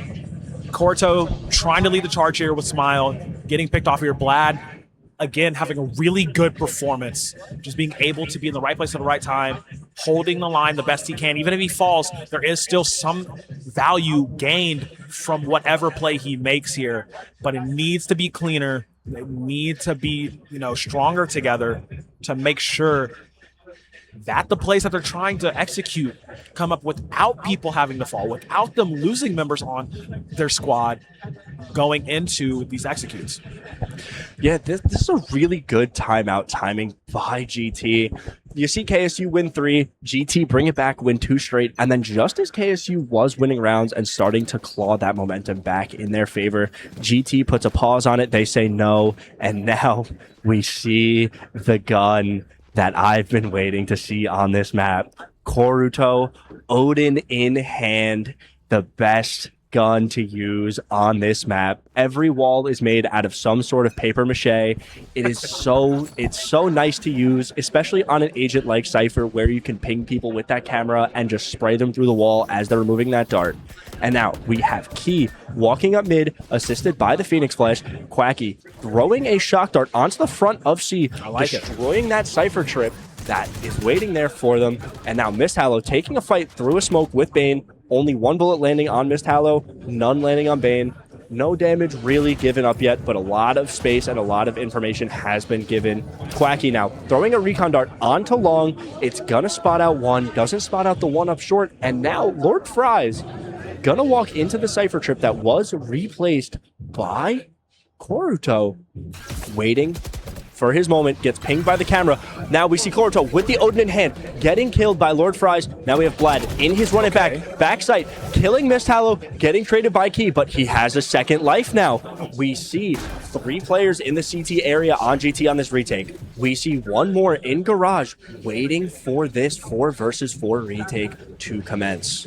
Okay, like I said, really good information gained, really good value gained out of that run it back. Now, though, look at the pounce here. Look at the pinch here from KSU. Trying to hit from 2 fronts. They have plenty of utility to work with. Here comes the Hunter's Fury being activated by both teams, actually, here. You're going to respawn, Fries, but you're going to get dropped immediately back in where you stand. The defuse from Hyunbin should be good here. They're trying to spray through Quakey. Mr. Quacks himself gets it done. Has a shock dart charged and ready to go here. They need to be clean here. He has to reload. There's not enough time to finish it off, and the defenders hold strong. Managing to get it done, pushing themselves to 8. GT, they arguably should not have won that round. Absolutely. I think it was a bit of a misplay by Quacky. He used that Hunter's Fury a little bit too early. No threat was posed to the bomb getting defused yet, and he used it to delay the retake, but it had no effect. There were too many angles for that ult to have to clear, and now it's 11-8. GT on a full buy, KSU on a full buy. They have that Tour de Force ready, and we're gonna see them use it offensively here. Bane now throwing a tracking dart into main, and now we see Mist Hallow walking up slowly short. Vlad holding this A main site with Bane. Bane getting Lord Fries down. Quacky getting the trade. Hinbin finding Mist Hallow. Key finding Blad. Now we have Hinbin killing Key. Quacky killing Hinbin. And then double with a smile. Finding both players remaining on KSU. Winning the round and putting KSU into a bit of an economic hole. Man, oh man. That was the round they needed to win, and they came up greatly to get it done. Oh, that smile is wide and that grin is there. Baring their teeth, GT. Not going out without a fight. I really do like that. I really do like that here. 9-11. Super close to tying it up. Potential overtime, of course, always in the mind of things. And yeah, the biggest thing, like you said, putting KSU into an economic hole. You see the very light buys here. Stingers and some sheriffs. Not to be outdone, though. Lord Fries with the sheriff. We've seen some pretty insane things from this Phoenix. But they need to have that consistency here in these latter rounds to make sure they don't have a 2-0. Koruto getting his shock dart broken, and Key dashing in with perfect timing. Blad finding the kill onto Lord Fries on the flank. We have Dasani here with the Sheriff. Finding the pick out of Blad. Finding the pick out of Double with a smile. And now we have Key killing Bane. Hinbin getting the trade out onto Key. We have a 2 versus 2 situation. One in A-Link, one in C-Link. Quacky holding for Hinbin. Can't find the pick. Hinbin getting the kill on Quacky. Dasani in a 1 versus 2 situation from window. There's no smokes on the side of GT for this post play. Dasani finding the kill onto the Cypher. Hinbin sticking the bomb with that Cypher cage up, getting the bomb halved, but they don't know where he is. Another smoke. Now we have Dasani. Another smoke. Reacting to the half, finding the kill on a Hinbin with a 4K to win the round and put KSU 2 game point. Okay. Remember how I was like, oh yeah, you know, they're at economic deficit, sure, but we just need to do some crazy things. That's pretty crazy, I will say. Dasani coming up huge there, making sure he can make those hero plays. Mist Hallow, he's Batman. What can I say? Like, it's actually insane. So this putting KSU at this game point, they need this to stay in it. They need this to put the Lotus map 3 on the horizon. GT armed with just 2 ultimates that don't really change the complexion of the game here. Have to hold on. Yeah, and I did have one small question for you. On that round by Dasani, what was the gun he had in his hand when he got that first pick? Look, don't do this to me. Don't do We've this to me. seen every single person on both of these teams have some sort of masterclass with the Sheriff. It's the Sheriff, Dasani baby. is going to be the first casualty on this round. He will fall on C, and Double gonna find a pick onto Lord Fry's. Key now walking up to B main, having to break that Cypher trip, and now is going to back up. They know that Double is there, and they know that Double is here to play. And Mist Hallow, accompanied by Quacky, looking for a pick onto Bane on the A site. They're going to spot out Hinbin, but Bane is going to duck back into hell and not get spotted by that dart. Bane going to find the kill onto Quacky as he walks through that smoke blind. And now we have Key in a 1 versus 5 situation, and he's going to take a little bit of damage through that smoke, and it looks like he's going to swing out, find a kill onto Hinbin, and now he's fighting all fronts. He can't find the first kill, has to turn around, shoot some bullets at Double, but Double will find it. GT is 2 rounds away from pushing this game to overtime. Yeah, I mean, that was, KSU trying to run with the momentum of what they were able to do in the previous round. Unfortunately, too much dip on your chip player. It just did not work how they wanted it to. Get that first initial pickoff was a major detriment to them. And GT, again, whenever they are able to get these first few seconds and get a pick off of a player on the opposing team, formulate plans around that they know we have the numbers advantage, we can press this. Yeah, and now we see KSU, a little bit of light buys here, a little bit of pistols in hand. They're gonna look to get some money out of the side of GT. Vlad finding a kill onto Key. Lord Fries finding a trade onto Vlad. 4 versus 4. KSU, a little bit of a money deficit here. They have to find a way to make this work. We see Koruto with the bear, keeping him safe, keeping him composed. There's 2 players on GT sitting on C. B site wide open, and I think Mist Hallow is about to realize that. Yep. Look at the map positioning, the map awareness here. I love it that they're trying to rotate through. B site is open. And we'll take a little bit of the util off of the site. They want to try and press this. It hasn't been the most successful site for either team all game long here, but they want to try to challenge it here in the final round for them to bring this to the Lotus decider. We do have Koruto waiting in the wings, not looking where he needs to be, but Hyunbin is in the corner, and he actually will give GT a fighting chance. After all said and done, though, it's up to Dasani to win this 1v2, win this clutch. They are onto the site here. 30 seconds left. C has been a bloodbath. We know this to be true, but he's going to get out of town, cross the road, pop into A, says, I'm going to kick up my feet, make some real estate here. Now he has to challenge these 2 by himself. Timer ticking down, holding near site doors. Sightline is good, perfectly aimed for the throat. He's good for 1, wants to do 1 more, and he gets it, clutching it up, keeping KSU in the running. 13-10, overtime denied, game 3 secured. What a play by Dasani there to secure that round for his team. I was kind of expecting Dasani to go into that little corner that we've seen him play out of so many times. But no, he wants to challenge that fight. He wants to take it to them, find the 2 headshots onto the players of GT. I was sick. And now he's forcing a map 3 almost by himself on that round. Yep, we're going to Lotus. It has been secured. That was frantic. That was so frantic. Like, absolutely. I knew when we said we were going to Haven for map 2 that it would be more even for both squads, as both squads do have a very strong play on Haven. But man, I did not think it was going to be that close. But again, we did see the thing we were both talking about. Georgia Tech starting on attack, KSU starting on defense, getting a massive lead before GT were able to actually find their footing and start that comeback. It wasn't enough to push it all the way through. There is no 2-0 today. It ain't happening. It's starting here. So we do have map 3, Lotus to be decider. What are your feelings on that? I personally love the way that KSU played that map Haven, and it being a 3-site map just like Lotus. I think they're going to go into it with a similar game plan. On defense, they play 2 out of the 3 sites with a very heavy defense. They're going to leave B site open for maybe they have Mist Hallow playing it by himself with a trip and a TP anchor to get out. But I can see them playing really heavy towards that A main fight that you'll commonly see so many teams do, considering how easy it is to retake the other 2 sites on that map.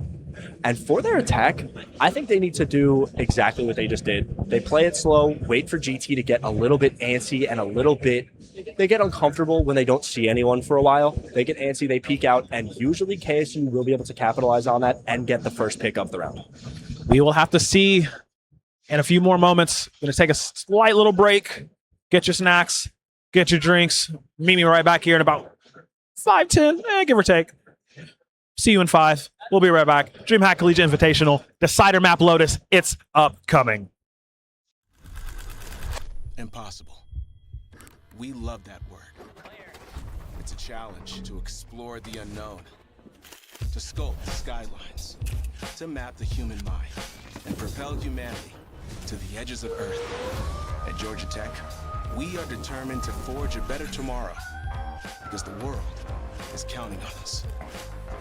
Impossible. It's not just a challenge, it's a calling.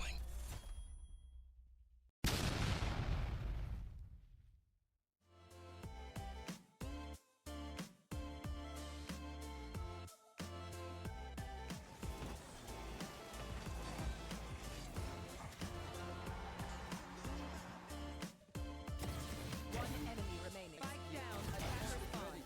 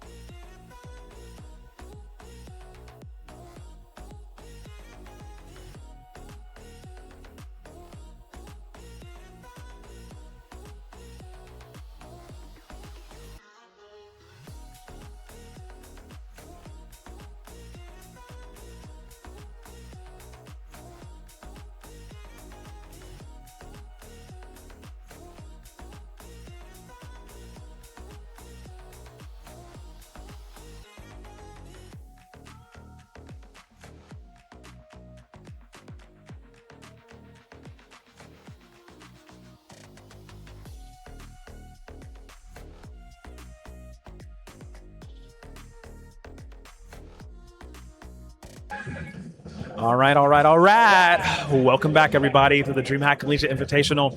Valorant. It's the lower finals here. Game 3. It happens. We were, I don't want to say skeptical. Had some questions, yes, to see if it was going to get pushed all the way here to Lotus. We got Georgia Tech. We got Kennesaw State going at it. One apiece here. The winner of this gets into the grand finals against UGA, but also gets that guaranteed money regardless how they finish. The Battle of Georgia rages on here. We saw 2 crazy close maps, an 11-13 and a 13-10, to force this decider at Lotus to see who wins it all. Jane, this is going to be another close one. Give it to me straight. Absolutely. I mean, you see 13-10, 13-11. Now I think this game has to end 13-9 just to keep the trend going. We go 11, Someone 10, has to win more. Yeah. Someone has to lose one less round. But went from a BO3. Now we're at a BO1. This is it. Battle of Georgia 1.0, because next series is also the Battle of Georgia 2. But I really can see both of these teams taking it. I think we'll see similar comps to what we've seen on Lotus so far in this tournament. I'm really excited to see the individual play on this next game. Dude, it's going to be dope. Everybody's been ramping up. It's been so nice to see the differences and who's been really top fragging heavy, who's been really getting their energy out, being able to carry their team each way. 2 consistent names I would like to say I always see. One being Mistalo, being ridiculous on this chamber, 2 games in a row, being really nice. And the other one, we have to highlight Hyunbin. Definitely in both games, not necessarily the top fragging. He has been near the top of the table each time. He has been putting in the work on this jet to push the team. You know, even in defeat, he was still giving us a very strong showing. But man, it's just been time after time after time, getting those really great lineups, getting those multi-kills every single round that he has been imperative on keeping KSU in the swing of things. 100%. And based on how both of these teams played the last 2 games, their 5v5, like their team-wide efforts, are pretty evenly matched. It's almost dead even. And it's going to be based on which one of these players individually is feeling better in that round and in that moment. I think that's going to be the main deciding factor on this game. It's not going to be a team effort. It's going to be which individuals can rise above. See, when you say it like that, that does bring up the question, who are you looking for on each roster to be that X factor to push them over that line, to get this victory in this lower final? Like, who is going to be the guy for their team? You can't say who is the guy and not include Koruto. We watched what he did on Split. He made that his own map. And again, the one name we've said the most, I think, so far this series, Quacky, is Quacky's him. Quacky is him. Ducks in the and chat. now we get to see what looks to be very similar to a mirror match. The only key difference being they're dropping the Harbor in, and it looks like they're going to go with a single duelist on the attacker's side. Lord Fry's hovering that Omen. We have Dasani on the Harbor. But other than that, it looks to be a pretty similar matchup. Hyunbin on his iconic jet. Yep. We have Koruto sitting on the Sentinel, ready to take this map for his team, ready to stop the enemy team from doing anything. This is interesting. The Harbor coming in, opting in to go, like you said, single duelist only. They're looking for more control, more information on a 3-site map like Lotus is. I understand that. I really do. But it does, prevent you from having as much initiation power, as much fighting power, gusto power, as we are getting into it here. Game 3 in the lower finals between Georgia Tech and Kennesaw State. GT, KSU, who wants it more? That rematch with UGA waiting in this grand final. We're about to get things started, people. I want to say thank you so much for joining us on the day, as you are seeing some wonderful collegiate Valorant action. Going into this game, from what we saw in Champ Select, I really think GT is going to run away with this first half of the game. I think their defense is so perfectly set up. They have a lot of information. They have a lot of space clearing, and they have a lot of hold in this comp. The only reason that I could see it going this way, though, is Kennesaw's lack Kennesaw's lack of that second duelist, I think that's really going to impact them more than they think. And now we have it, KSU looking towards the A site, which happens to be open. Koruto, the only one nearby who's unbreakable right now, gets flashed by the Omen Paranoia, and they're going to bring the fight to them inside of this room. Okay, yep, trying to pack them all in like sardines. Let's see how much they can get done. A site, name of the game. KSU there first. Look at the runaround, though. Look at the collapse here from GT. Going to try and hit it from two sides, from spawn, going through from B as well. Hyunbin wanting to lead the charge. Vlad on this raise has put up some crazy numbers in the past. Hoping to keep that going here. As it will be GT to draw first blood. Double the smile. ×2 will be answered back here. Drops it down to a 1v2 here. It's up to Quacky on the fade. Not going to make it happen. Really, really good job by GT to get the wipe and the defuse here in this first game. Very unfortunate case for Dasani there. He had a very good position sitting all the way back towards A main. Couldn't find any of the kills. I believe he got spotted out by some util. They turned and fought that fight 2-on-1. But now we're going into the second round. I would like to see KSU speed it up just a little bit going into a round where they are under in terms of money. And it looks like they're going to line up towards the B site, which has been left wide open by GT.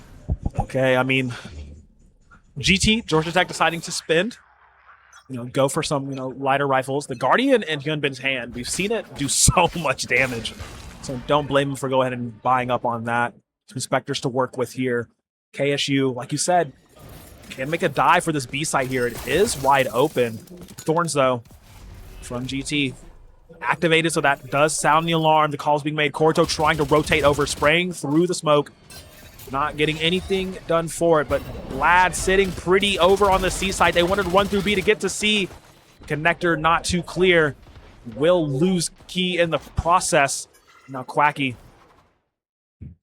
hovering over through Mound. Backing off of C now. They're opting to regress, opting to rethink their game plan on how slow do we want to play this, because B can be a backup option. But this looks like they do have it locked on to C. Smile sitting in this whirlpool, completely free as Miss gets the flick of a lifetime, stays alive, tries to go for a second one of the repeat. Not going to happen here. Bane is the bane of their existence, holding strong, holding the site. Quacky trying to dip around. He only has a classic, has to reload, hasn't been getting a gun, tries to go for a jumping right click. Not going to be happening. Shut down immediately. Great 3K for Bane on this C site. Yeah, great play from Bane there, holding that site down with his life. And also, what a play by Mistallow, hitting a perfect 90-degree flick to the forehead of Inbin. That was uncalled for. That felt personal almost. Getting disrespected like that hurts.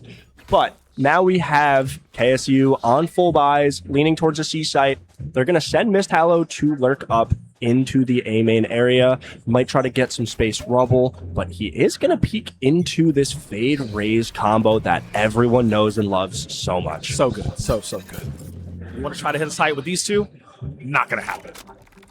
It's just the amount of control. Again, we talked about it in Agent Select. That GT are electing to go for. Hyunbin with that Guardian. I told you, man. So deadly. But it's just the amount of control that they have to make this work here. You're seeing it exercised perfectly. We talk about KSU having a good defensive start, but GT, no slouch either. So far, so good. Yeah, that was great pick by Hyunbin and great pick by Double with a smile onto the Vise of KSU. And now KSU is again fighting an uphill battle, 3 versus 5. They do have both smoke agents alive and that raise for space taking, but it's going to be very difficult to clear all of these close angles when the only source of droning you have is from that raised boombot, which has received many nerfs and does not last a very long time. This is true, but the Roomba still gets a little bit of value. As you're seeing right now, Vlad throwing his in.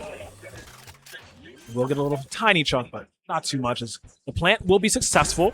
Now the retake here. Look at this pounce. 3v5 retake, and you're sitting stuck on the backside of A. Koruto sneaking around the back.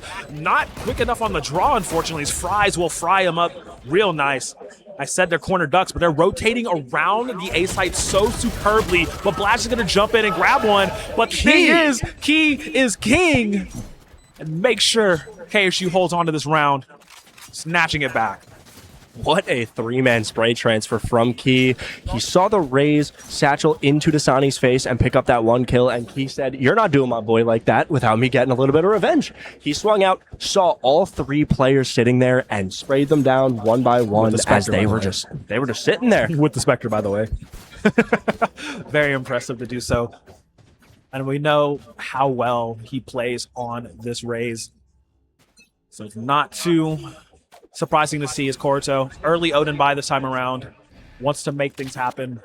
Just get through these very thin walls. Holding onto these sites. Very, very spread out game plan from GT here. Want to try to cover as much of the map as possible. Little 2-1-2 split.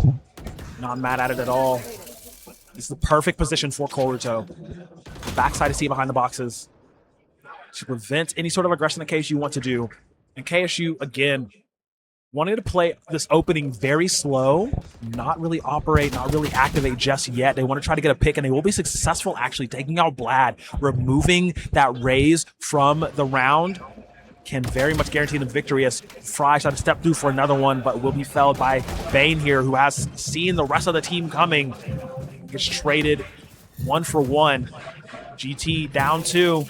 KSU pushing on to the A site, but they will be met by Smile here, who gets a wonderful pick. Wants to transfer over to 2. He does, fighting off the army by himself, doing all he can until the team arrives.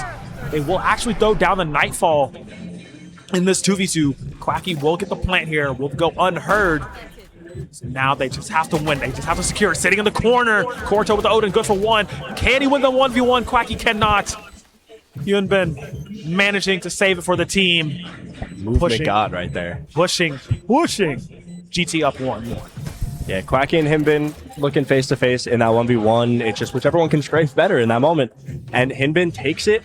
I will say that was a very, very good play by Koruto to take the silent drop into drop, finding the one pick onto Dasani, and double with a smile. Yeah. That was such a phenomenal round from him. Yeah. He took out multiple players, got a bunch of util out on the side of KSU as well, and gave his team time to rotate and secure that round. Yeah, and genuinely him holding down the A side for as long as he could while the rest of the team was rotating over was such a nice thing to see from them.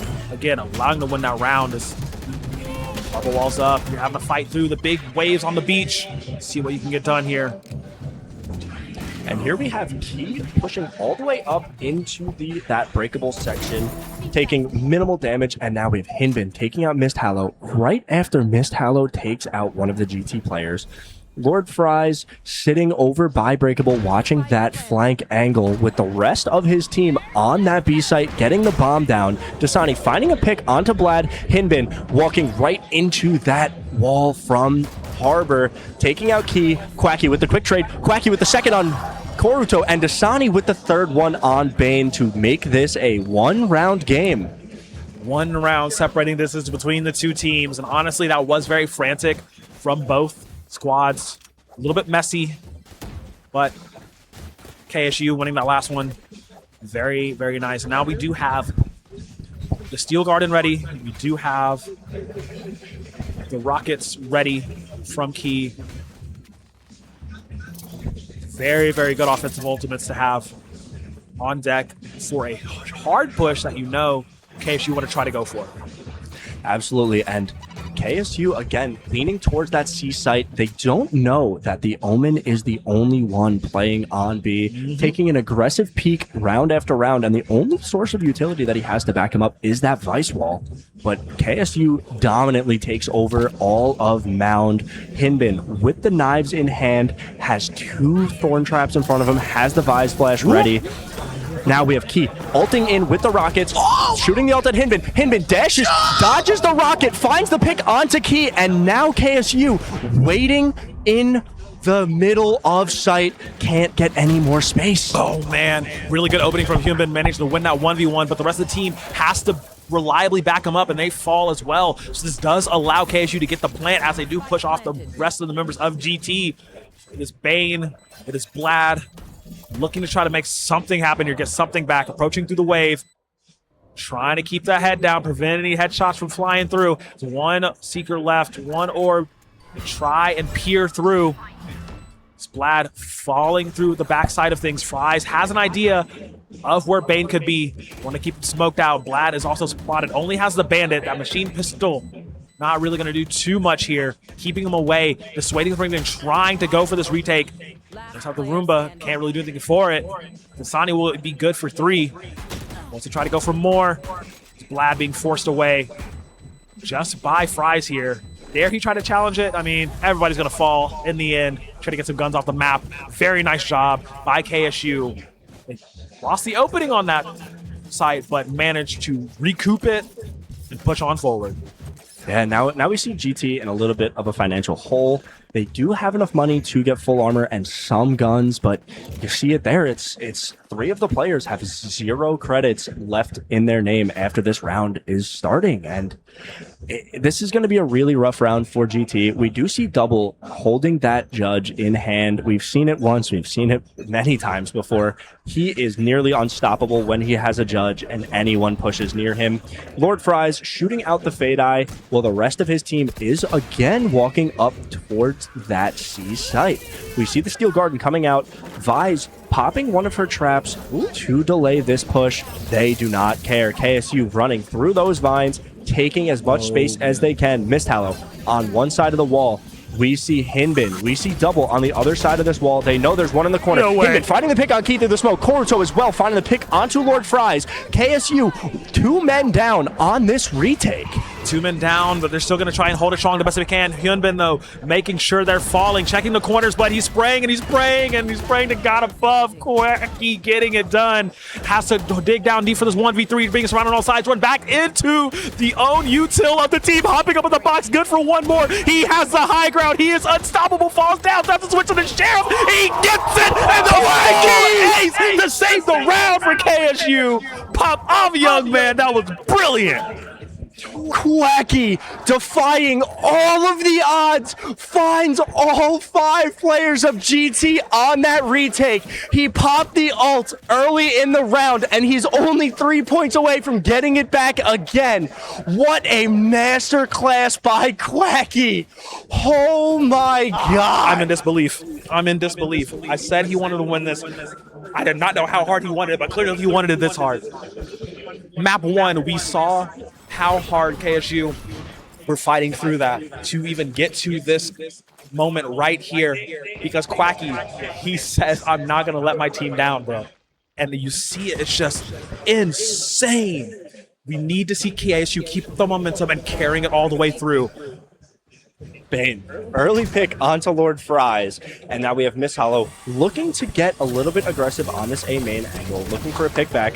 Koruto sitting in the corner, finding the pick onto Key, who satchels in, and now there's 3 on this C site, and KSU only having 3 alive, looks for somewhere to rotate. Mist Hallow looks like he's gonna run face-to-face with, never mind, nope, yep, he's gonna run face-to-face with Blad. Blad gets the pick onto him. Now it is Quacky and his teammate Dasani in a 1 versus 5. Quacky finding the pick on a Koruto, Double finding both of them, ending this round with a Thrifty, making it 4-4, all tied up. Yep, tied up once again. Georgia Tech really needed to stay.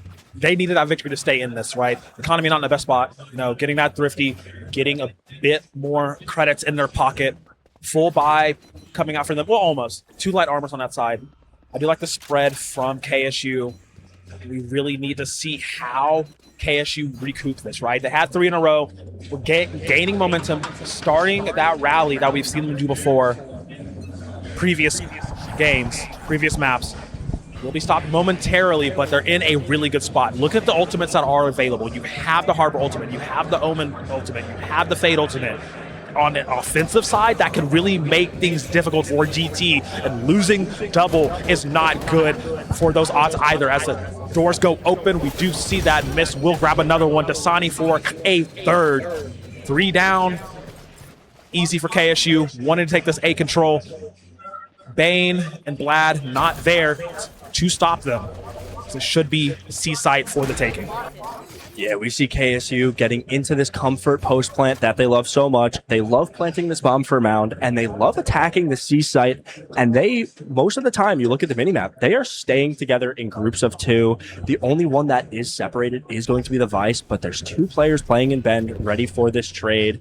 Vlad getting smoked off back to back by the double smoke comp that KSU has brought to this game. Key finding the headshot through the smoke on Vlad, and Mist Hallow swinging out into Mound, finding Bane with a one-tap.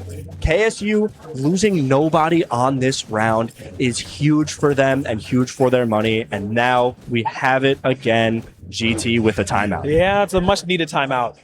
KSU needed that win to get it done, needed that win to, you know, keep their economy in the right place, keep their momentum personally up. GT with a very nice tactical timeout, amazing player cam setup. And see, you know, just had that idea, you know, just what's going through the minds right now. GT had a really hot start, doing really well, starting off on the defensive side, but then the it factor happened. Yeah. We talked about who were we looking at individually before this game started to carry their team to victory. I mean, we did mention Quacky. We said, hey, previous, you saw his ability to take over games and bring his team back up with him. And you see very similar things happening here. Yeah, Quacky, that one round, just the killing all 5 of them in that moment, all I could think of was the common phrases, you're the big fish in the little pond. He is the big duck in the little pond. That was his round, taking down all 5. And on this timeout, the one thing I would love to see GT do a little bit differently going into the rest of this half is they look a little bit uncontrolled. They look a little bit antsy, and I think they're taking a little bit of an aggressive angle onto this half, which usually is not the best case on a 3-site map like this. Want to hold on to mound control. Vlad with the ultimate, not finding anyone, but delaying the push onto mound. We see Lord Fries leading the charge up onto A main, getting into that smoke and getting ready to take more space in that breakable entry area. I really do like the fact that they, you know, wanted to hold on to mound as much as they can, because the C site has been the most successful site for KSU this game. So now going into it more here, forcing them back onto A. I really do love some harbor wall placement as well, daring them to push through. I will say GT do have their members in a good spot, do have them placed strategically to have this retake be successful.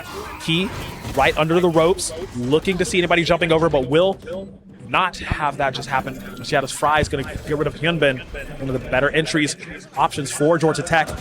Now they're trying to fight through it all from the higher spot, from the higher ground. Vlad gets one within frag onto his member. Vlad stepping forward, daring them to do anything. His double is there, swinging onto 2 of his own. 2v3, time is ticking down. He needs some cover, he needs some backup, he needs some help, but it's not going to come in the form that he wants it to. And unfortunately for GT, KSU holding strong. Fries, absolutely the holder of this A site. Yeah, that was really well played. With the use of that harbor wall, it's almost tempting them to push through it. And unfortunately, KSU got the early pick, and then they were more than content taking these 1-for-1 trades. You'd see someone fall on the side of KSU, and almost not even a second later, you'd see that person that just got the kill, you'd see them die to someone on KSU swinging out and getting that trade. And now KSU, again, they love it. They do it every time. They start towards this C site, trying to take as much space as they can mount. And it looks like Key is going to push into this harbor smoke, getting a little bit aggressive. They're going to throw the fade dog at it. It's going to spot, but there's 3 players on GT here to combat this push that we see KSU do every single round. Yeah, mount control is just so important here on Lotus, and the Sheriff buy round from GT. Looking to start pretty nice, but starting the falters. There's the call to run back through the site, stay as safe as you can, because here comes KSU, 4 strong, pushing on together, forcing GT to react the best they can.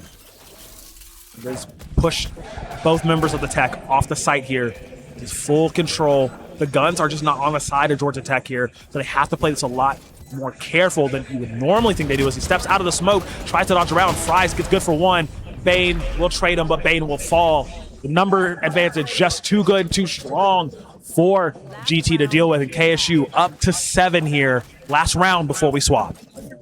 Absolutely. And that was a really well played round by GT to take that space and challenge that fight that they see KSU do every single round on mound. Unfortunately, they didn't have the weaponry to make it work. But I think if they do that same fight again, but this time they have full loadouts, I think the round will go much, much differently. That was a very nice shot from Vlad to get the initial pick on the round after taking substantial damage. And again, we see KSU time and time again. They're doing that. They're doing the C main push. And Key getting skeet shot out of midair by Vlad mid satchel. Hinbin now with the pick on a missed hollow. Vlad getting another pick onto Quacky. And now this round went from a 5 versus 5, anyone can win, to KSU fighting their way back after losing 3 in C main. Down 3 men. Dasani having to try to watch over the smoke. They have such a clear sight line of the spike here. This is still winnable. I mean, they try. Know they have the wall up. Want to try and hold on to it. Stepping forward here. Smoke just came back and immediately going to be used here to push off vision. Daring them to step forward. Once they step through that sight line, they're going to free fire through. They do manage to grab the spike. Dasani actually wanted to jock for offensive positioning here. It's 4 out of the 5 rather. Not all there for GT, so it could be a winnable fight. Time ticking down, only 35 seconds. What is the shot? What is the decision? It is a shot from over the side of Mound. There's a flawless comeback from Georgia Tech, putting them to 5 here before the swap happens. Switching sides. That was a phenomenal round from Vlad. Oh, yeah.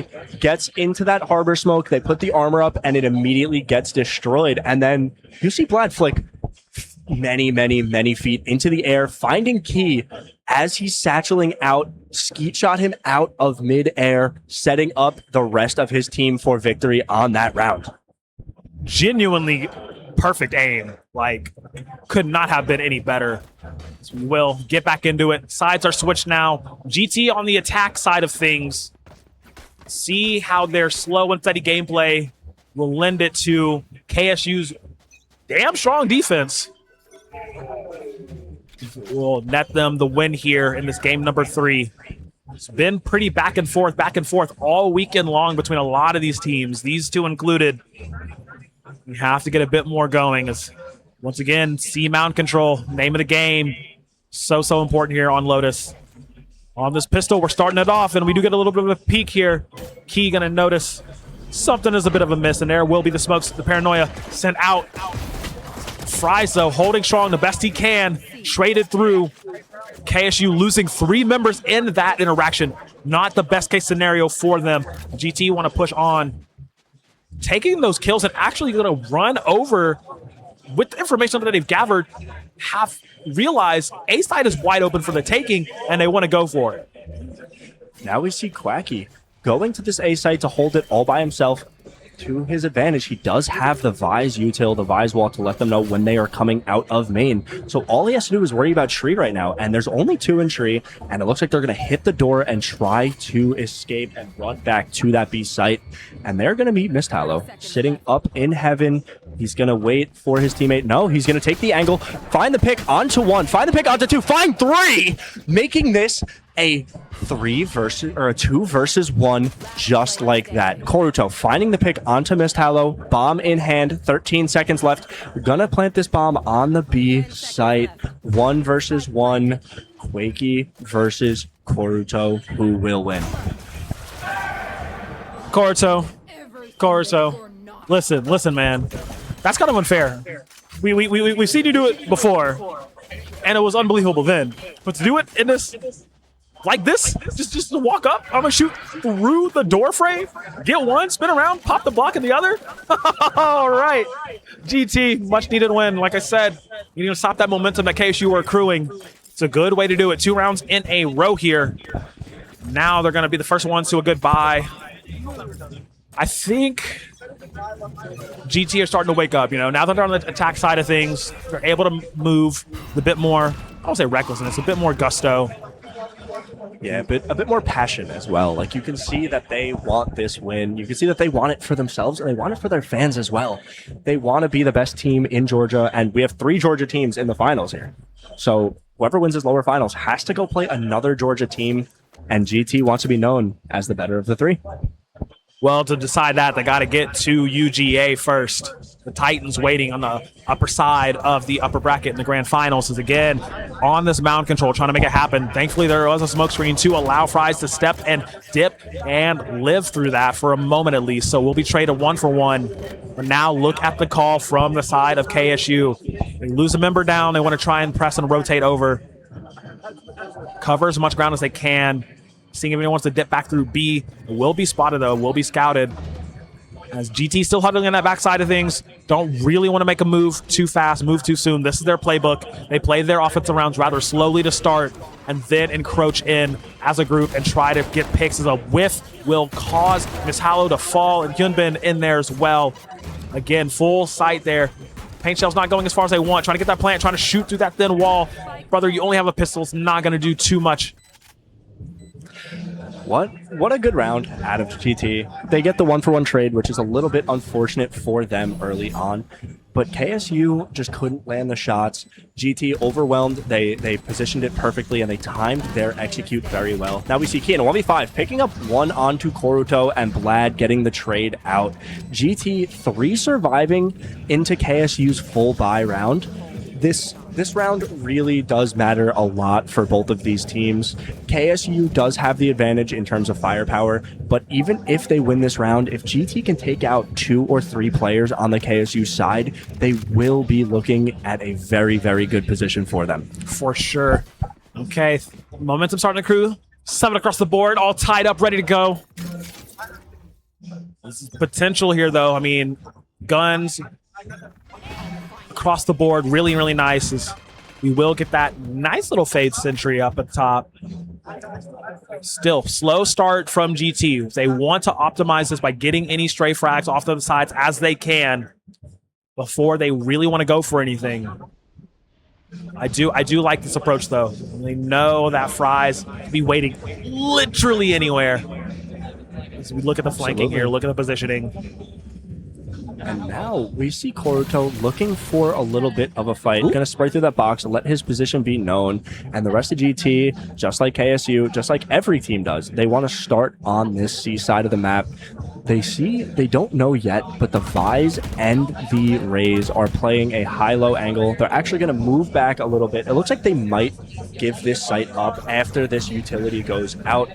Double, just throwing some smokes early, sees the Vise wall, and looks like he's going to try to teleport. He does get the teleport over it. We see Hyunbin splashing over.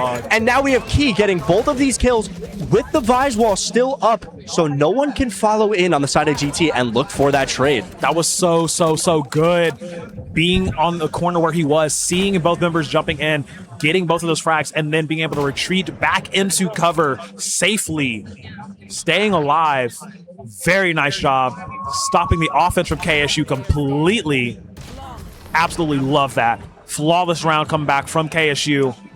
Exactly what the doctor ordered for the Owls to make that happen. Getting a flawless there from KSU was probably the most important thing they could have done. Really, really big nod to Fries, to Key, to Dasani. They held their positions and they played it so well. None of them got antsy. The only person that I saw swinging out aggressively was Quacky on the A side, and he ended up getting a frag off of it with that Guardian in hand. And it looks like KSU is going to opt to keep 3 of their players on these regen shields. They are effective and they do end up working. And now we're going to see double TP over towards the rubble area, just trying to spot some people out, see what he can see, get some information, and maybe help his team dictate a plan going forward. Well, off the bat, they are losing Miss Hallow here. One of the stronger members from KSU is fallen here, and this does sound the alarm. Look at the rotates calls towards A being made. How does GT play this through, and how does KSU respond in kind? We see Dasani stepping up, try to go for the gunfight. He does get it. Very nice job. Double was in a good position, but just could not get the trigger pulled fast enough. Bane will spot Quacky on the backside of things. It is Quacky and Dasani holding it down for KSU for the moment. Very good positioning, and really good sight lines here to clear any offense that GT want to try to pull in. Daring them to try to rotate, daring them to try to have to, force the issue and go to a different site. But that might not be the case here. Timer ticking down, 35 seconds. They are trying to stick to this A push. They want this. Prowler will be going out. Immediately destroyed. There is information gone. Sentry as well to try and get some more. Quacky wants to pull some magic here. Prowler of his own through the cover. Will survive for a moment. Here comes the dash in, though. He is in big danger. Gets a big rocket to the chest to blast him away. And remember, he was one of two that were here.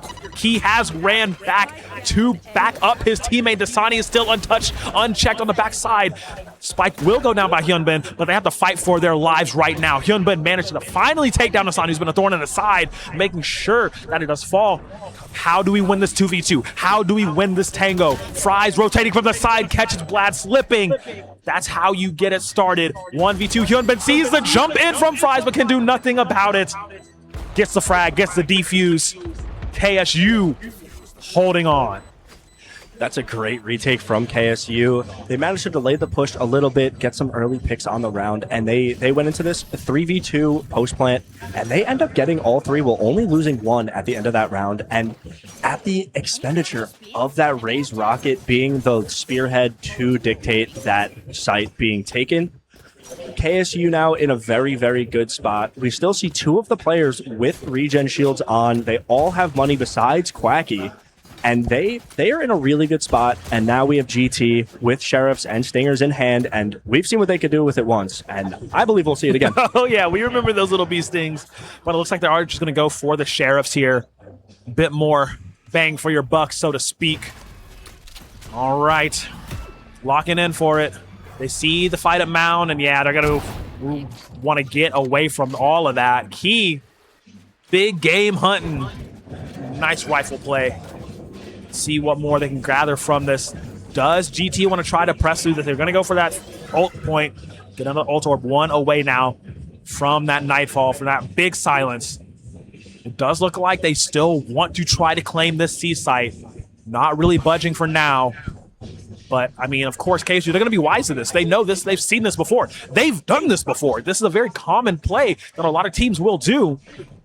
And they know they're ready for it. Or so I say, as we do see the call to fortify more so towards mid and A, not catching anybody slipping just yet. Now we see the rotates coming back out of KSU towards that C site. And I think GT has played this very well. I believe they did have an opportunity to take site at that moment when the rotates were going off, had they gotten any information on where the rest of KSU was. But this is a perfect way to play pistol round. You wanna grab as many ult orbs as you can, get as many picks as you can. The main goal obviously being winning the round, but winning the round is a bonus in a situation like this. They bait out the wall, dash into sight, and double now, picking up a kill onto Mist Hollow. Oh, wow. Fries. Key getting his second kill of the round. 10 seconds left. No time. They have to get the bomb down now. There's no... Vlad sticking this plant. Dasani swinging out. he Lord stopped! Fries. Hinbin getting it. And now they do not have to, they do have time with 0.4 seconds left. Quacky killing both, but GT gets the plant down. So that is a win in their books. They get two guns out of the hands. They farm the ult orb. They get the ult point from the plant, and they get the bonus $1,500 on their team after this round. All right, a bonus 1,500 creds for sure. Something back out of that. It wasn't the most ideal situation for sure, but you're right. Making the best of the bad situation, best you can do. So going into this round, they do have enough to get a full buy here for everybody. But if they lose this round, their pocket's going to be looking real, real bad. 10 for KSU. Looking to send this one on home. 3 in a row after the 3 in a row. Really nice trade out. It's doable. It is doable. We talked about the defense of KSU whenever they start on defense, switching over to things. You know, their attack have to finish it off. But switching back over to defense here has been really good, as Fries might be able to get out scot-free. Yes, he does. 70 HP in a dream. Being enough tip of the spear for the team here.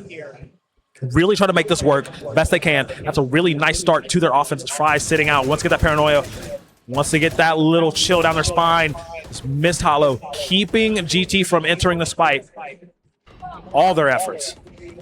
What a play by Lord Fries. We see him do it every single round so far this game, and it works most of the time. It is very much a coin flip, but he has his thumb on that scale. He walks out into C main, he shoots out the orb, the Fade Eye, and then he always manages to either get a pick or teleport out after taking space. Lord Fries getting 2 more picks. 6 bullets left in the chamber. We see Key ripping the ult, missing the kill onto Hinbin, and Dasani getting the final kill of the round onto a Hinbin in mid-air.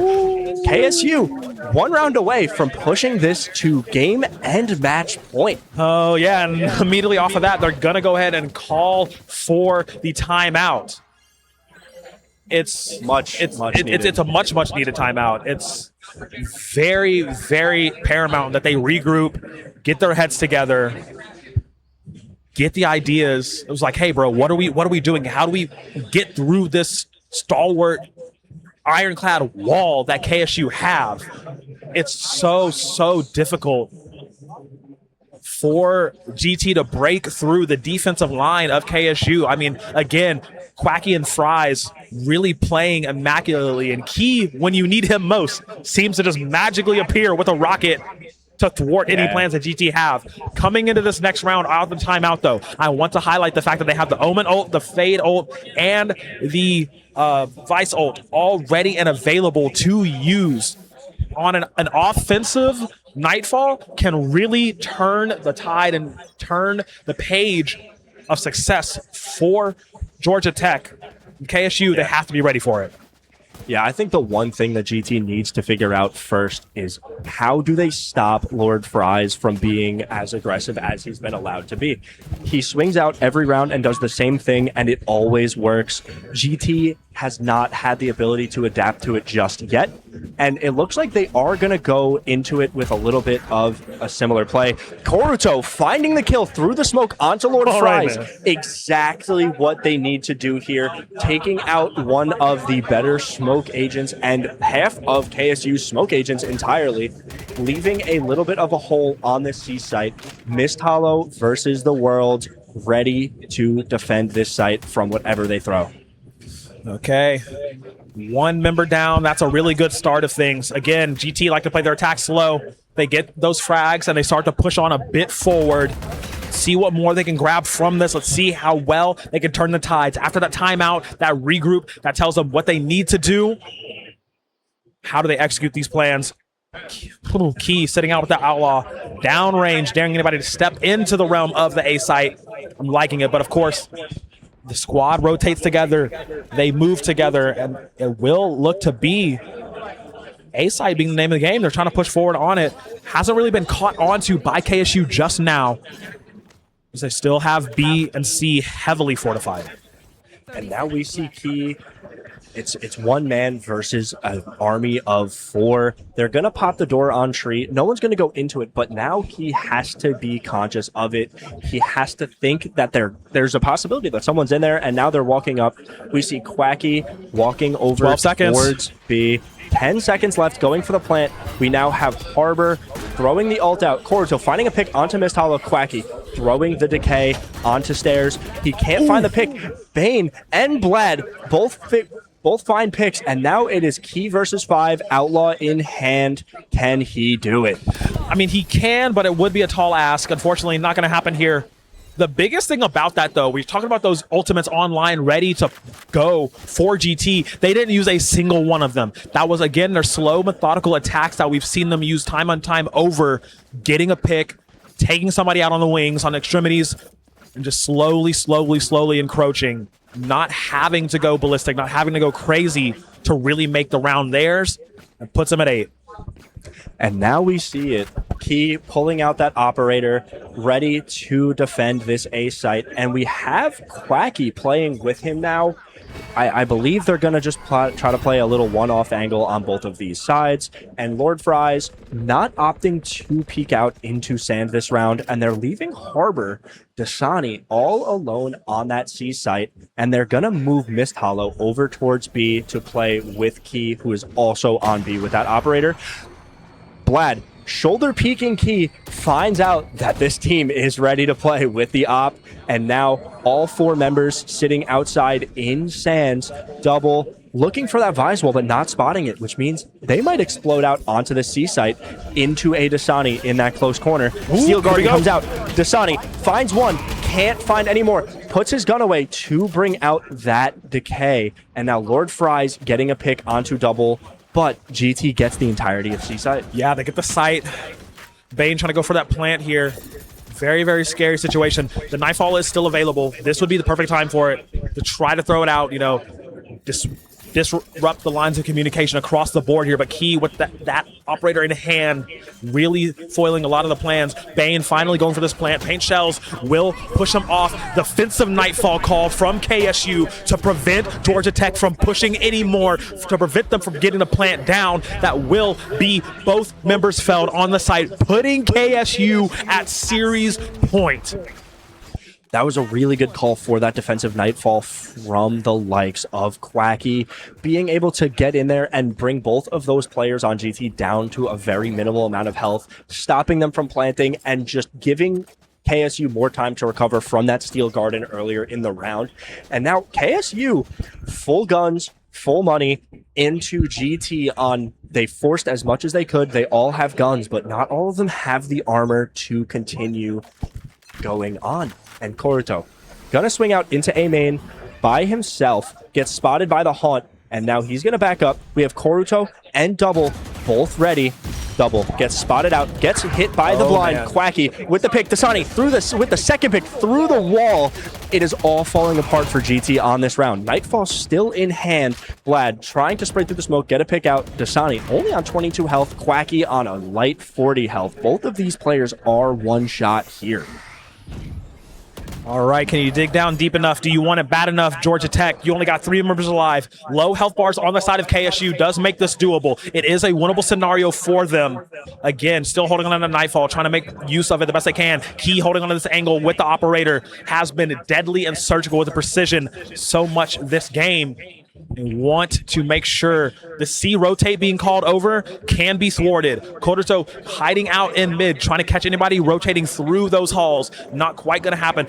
Quacky running through spawn to back up his teammates. 5 strong from KSU want to put the stamp on it here, clinch their spot in the grand finals. And with a play like this, they might just do though. Fries does get a little bit of sight in mid. That's the call to rotate over. The Nightfall has been called down. Silence is golden, and let's see if it shines brightest. Here's Fry, snipes one out, but oh my god, Vlad gets 2 off the back end of it. It is down to 1v1. It's Koruto having to fight against 3. Doors are closing. He's getting close in on. He doesn't see from his left side, and it will be a full team ace, and it will be KSU clinching their spot in the grand finals, sending Georgia Tech home.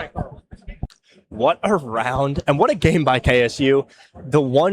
If I had to describe their gameplay in one word from that entire game, patience. They were very patient. They know GT tends to get a little bit antsy and a little bit jumpy, and they waited for that moment every single round, and it ended up working so well in their favor. They take the game, and they take the series home, and now they have to go to the grand finals.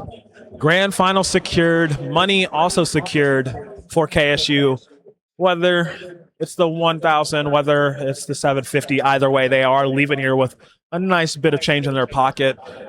GT played their hearts out. They really did play as much as they possibly could. But in the end, again, like I said, the patient play, the group play, the team play from KSU, that super strong defense we have seen them use time and time again to win, secured them the victory here. But now, the big challenge.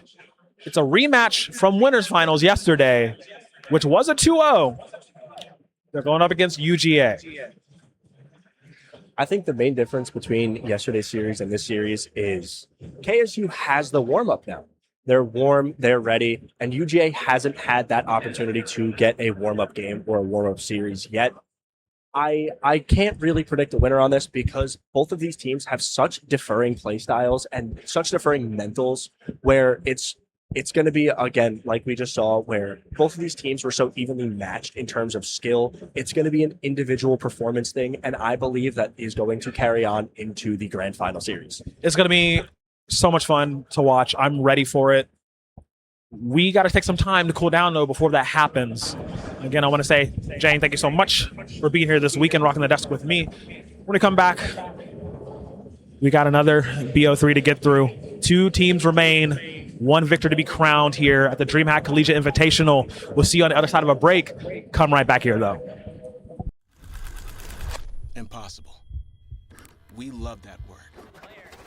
It's a challenge to explore the unknown, to sculpt skylines, to map the human mind, and propel humanity to the edges of Earth.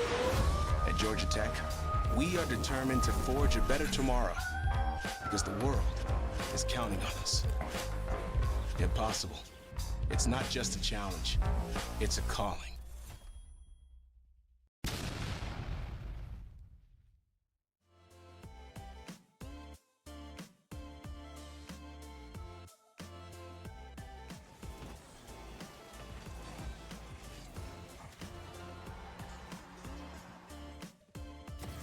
One enemy remaining. Spike down. Attacker spawn.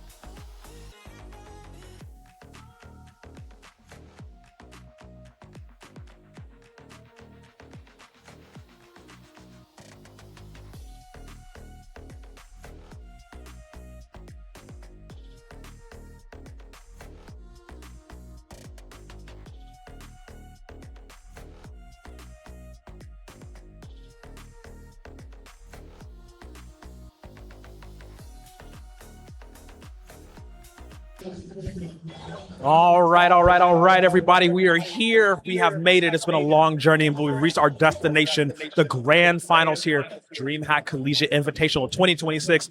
I'm Beautiful Crow. I brought in the big guns for this grand finals cast. It's your boy Vincent, Beautiful Vincent, back at it again. We got a banger.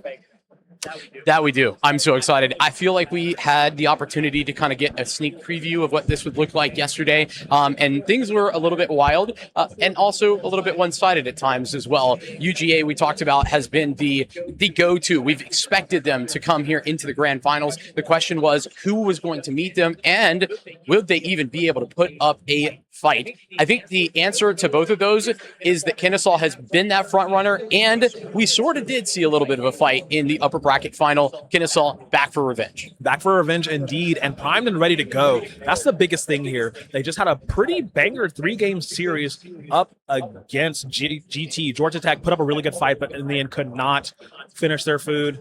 Now it does leave Kennesaw the last one standing to challenge UGA. Again, they are fighting for the money. Both guaranteed here.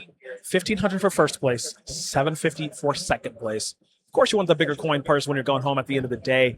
So they will be fighting tooth and nail. Again, this is a rematch from our upper finals yesterday. The first game, it was close until it wasn't. Yeah. And then the second game, a lot left to be desired from Kennesaw. They've had time to watch the tape. They've had time to regroup, plan new strategies, see what they can get done here. And we'll see if that practice comes to perfection here in this last series. Yeah, I think the way I would describe what we saw yesterday from Kennesaw is one half of Valorant that was really quality. One half of Valorant that had a whole lot of thinking behind it. And when we talked to Baze afterward, you know, it was simply a matter of, hey, they had a good strategy to counteract what both the composition and the style that we wanted to play was. We figured it out, but it took us a little bit of time. It was 6-6 at half. And then after that, Kennesaw, they won a single round on the backside of Haven, followed that with what was a 10-2 half for UGA at the beginning of Ascent. Like, that was pretty ugly, but things are going to be a little bit different here. We have ourselves the veto. We know where we're going to be headed. And it's been some swap ups. We had a big conversation about what the right direction would be for Kennesaw State. That Ascent looked bad. We're not going to see it once again. It's Haven, Kennesaw electing to go there. It's UGA actually that picked Lotus. I wonder if we got those flipped around. I feel like that might be the case, considering UGA won on Haven yesterday, but split decider Fracture was what we would have had otherwise. We've gone to a split instead, and if I'm not mistaken, I saw that it was UGA that decided to ban out Fracture as opposed to letting it through. Yeah, I think I'm just saying, I think they were scared of the Fracture. I'm going to be real. I'm the first to say it. Go ahead and get it off the menu. They don't want to try it in any sense of the form. But yes, Haven starting us off, one of the most even maps for basically any team in this entire thing that we've seen time and time again. So I'm really excited to get into this. UGA starting on defense. Very, very solid, very, very strong contenders whenever they do start. We talk a lot about how well KSU's defense is. UGA's is just one step above it.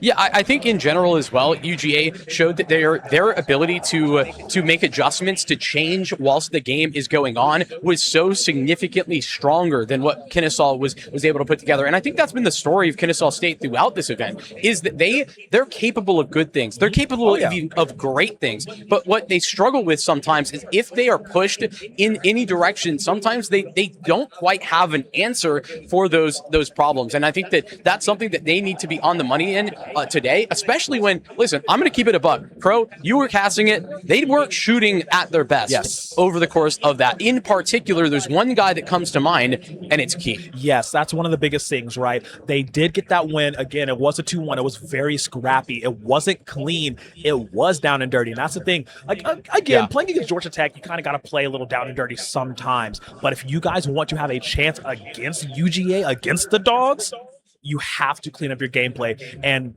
it's, again, we got to talk about Key. He was not getting any action. The Waylay pick in the first map, he didn't have any presence on the map at all. It wasn't. What did he end? Like 2 and 12, 2-13 about? Yeah. It's just, we need to see more from him as, you know, that duelist role who often plays the initiator to jump in and start things off. We need to see more from that. Unless Miss Hollow just wants a interlock chamber again, because Miss Hollow was playing incredibly that entire series. Him, and also, we have to talk about it, one of their win cons, who's been playing on top form all weekend, Quacky. Yeah, he's been incredible. Was honest and truthfully, I feel like the reason that despite that match going 3 against Georgia Tech, I think Georgia Tech had a world. There was a world in which they could have won that, and it was because of Quacky that didn't happen. Yep. Some insane clutches, some honestly clutches of the event is what I would describe that as. It was so impressive. Even though, listen, I'll continue to try and keep it a buck here. There was a lot of mistakes on that Georgia Tech side as well, but it's about taking advantage of those mistakes when you see them, that it separates a good team from a great team. And so that's something that I think Kennesaw have done really well. One issue that I think they run into in this matchup in particular, UGA, they don't really make a lot of mistakes. They aren't going to be handing those opportunities over. And so not getting the chance to even take advantage of that, that's a big portion of the win condition that we've just been highlighting. So for me, UGA, if they're on their A game, I think it's probably going to be a pretty significant repeat of what we saw yesterday with them winning 2-0. That's where I'm standing. That's very fair. That's very, very fair. A lot of people are, putting a 2-0. I myself, I do believe it would be a 2-0 against UGA just because of how solid that they are. They do everything that Kennesaw wants to do, just a step better, a little bit faster. So we both discussed it. If KSU is on their top form, playing at their peak, there is a chance. I'm going to give it a 70-30 percentage-wise to see if anything actually does happen. But there is so much more that they have to do to make that a reality. Yeah, and what are those things in particular? I think number one, take advantage of any mistakes that are given over. That's prio number one. Number two, got to make sure that he is delivering on a high caliber. And number three, I think got to be willing and able to make adjustments in the mid game to understand what's going wrong and then correct it. Assuming that things are going wrong, but against UGA, nothing ever goes to plan. Yeah, but we did just see this Haven from KSU play pretty scrappily, pretty handedly. One of the biggest things we do have to think about, this Sova Chamber combo from KSU did a lot of damage. It was very, very strong, very, very important in getting them rounds where they should not have done so. Unfortunately, they're going against one of the most calculated, calm, consistent players in the scene inside. Yeah, I actually think that Side was an unsung hero of the matchup in Haven in particular. Side had so many positions and opportunities where he's delivering not just multi-kills, but like high impact frags every single time. Was a big fan of what he was doing. So I'm with you. I think it's going to be interesting to see how this ends up going down. Kennesaw State start themselves out here on the offense, and this is where they had their most success. The way in which they were able to just play passively, wait for UGA to make the opening move because they were running the double duelist, and they are doing that again. Same composition that we saw yesterday. Because they're running that again, I think this is going to be interesting early to see if they continue to try for that position or if they maybe switch things up. Switch things up? I mean, hey, that's possible. I did see Sambe in the player chat say, all right, I'm locked in. That's kind of terrifying. That's one thing you don't want is Sambe locked in. UGA already first of the site here. This A hit is not really successful for a moment here. It is backed up. There is a lot of defensive mini trades coming through, but Baze again lurking in the mist, coming through a smoke, managing to quell any aggression that KSU want. Lord Fry's only at 27 HP. He's going to get swung on by 2. They're going to lead him around. They're going to take him down. Very nice job, UGA, being able to capitalize on the over-aggression from KSU. Listen, it's round 1, so I think we got to be careful not to overstate this, but that is a switch up in and of itself. KSU, very aggressive. We saw them adjust to this style late into the half on their attack when UGA had made those adjustments that we were talking to Baze about. So that's just the pistol round. I don't think that we can take too much away from it, but I do think that it's something that KSU are pulling out earlier in order to maybe set the tone. Set the tone indeed. Let's see how quiet or how loud they want it. Miss Hollow had a really, really wonderful game. 1 and honestly game 2, even though they lost it, was still good from him on this chamber. He loves so much. Needs to really put up big numbers here. He will be spotted. Sambe holding down long. Daring anybody step through, gets flash, holding on through Garage. Bless in the corners, very nice. Let's get sight of some, but doesn't take anybody down. Bodies will fall across the map, though. Look at this, though. Look at the scramble through mid. They want to fight for this control. Jinwoo stepping forward, managed to catch Dasani slipping. That's the onus for UGA to push forward. Player standing. They will find their man, find their marks. Keep it quiet, keep it calm as they systematically tear apart KSU in this round number 2. Oh my goodness, are ridiculous there. Jinwoo, feel like Miss Hallow was hoping that he would just be overlooked, but flicks around, catches him off guard, and it is 2-0 for UGA. Bulldogs starting off on the right foot. Listen, this is where things get serious. A little bit of a bonus round here for the UGA side, though, because 5 players are surviving, there's not a whole lot they are lacking in this.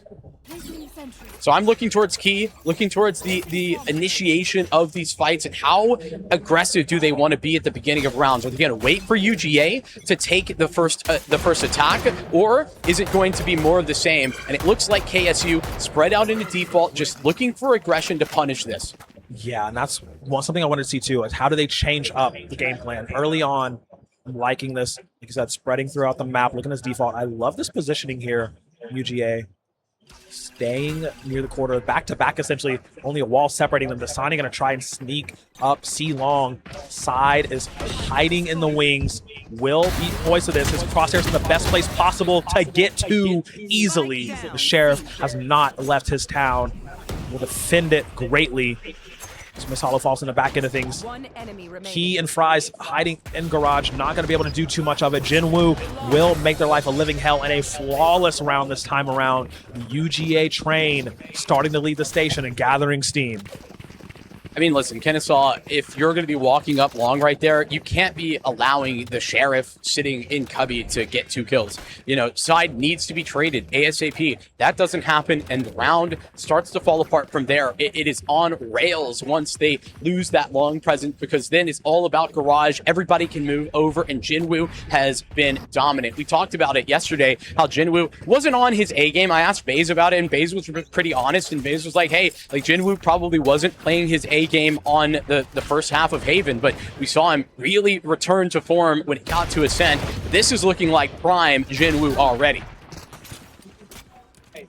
That's a real good start here from Quacky to get things done. Again, leading the spear for his team.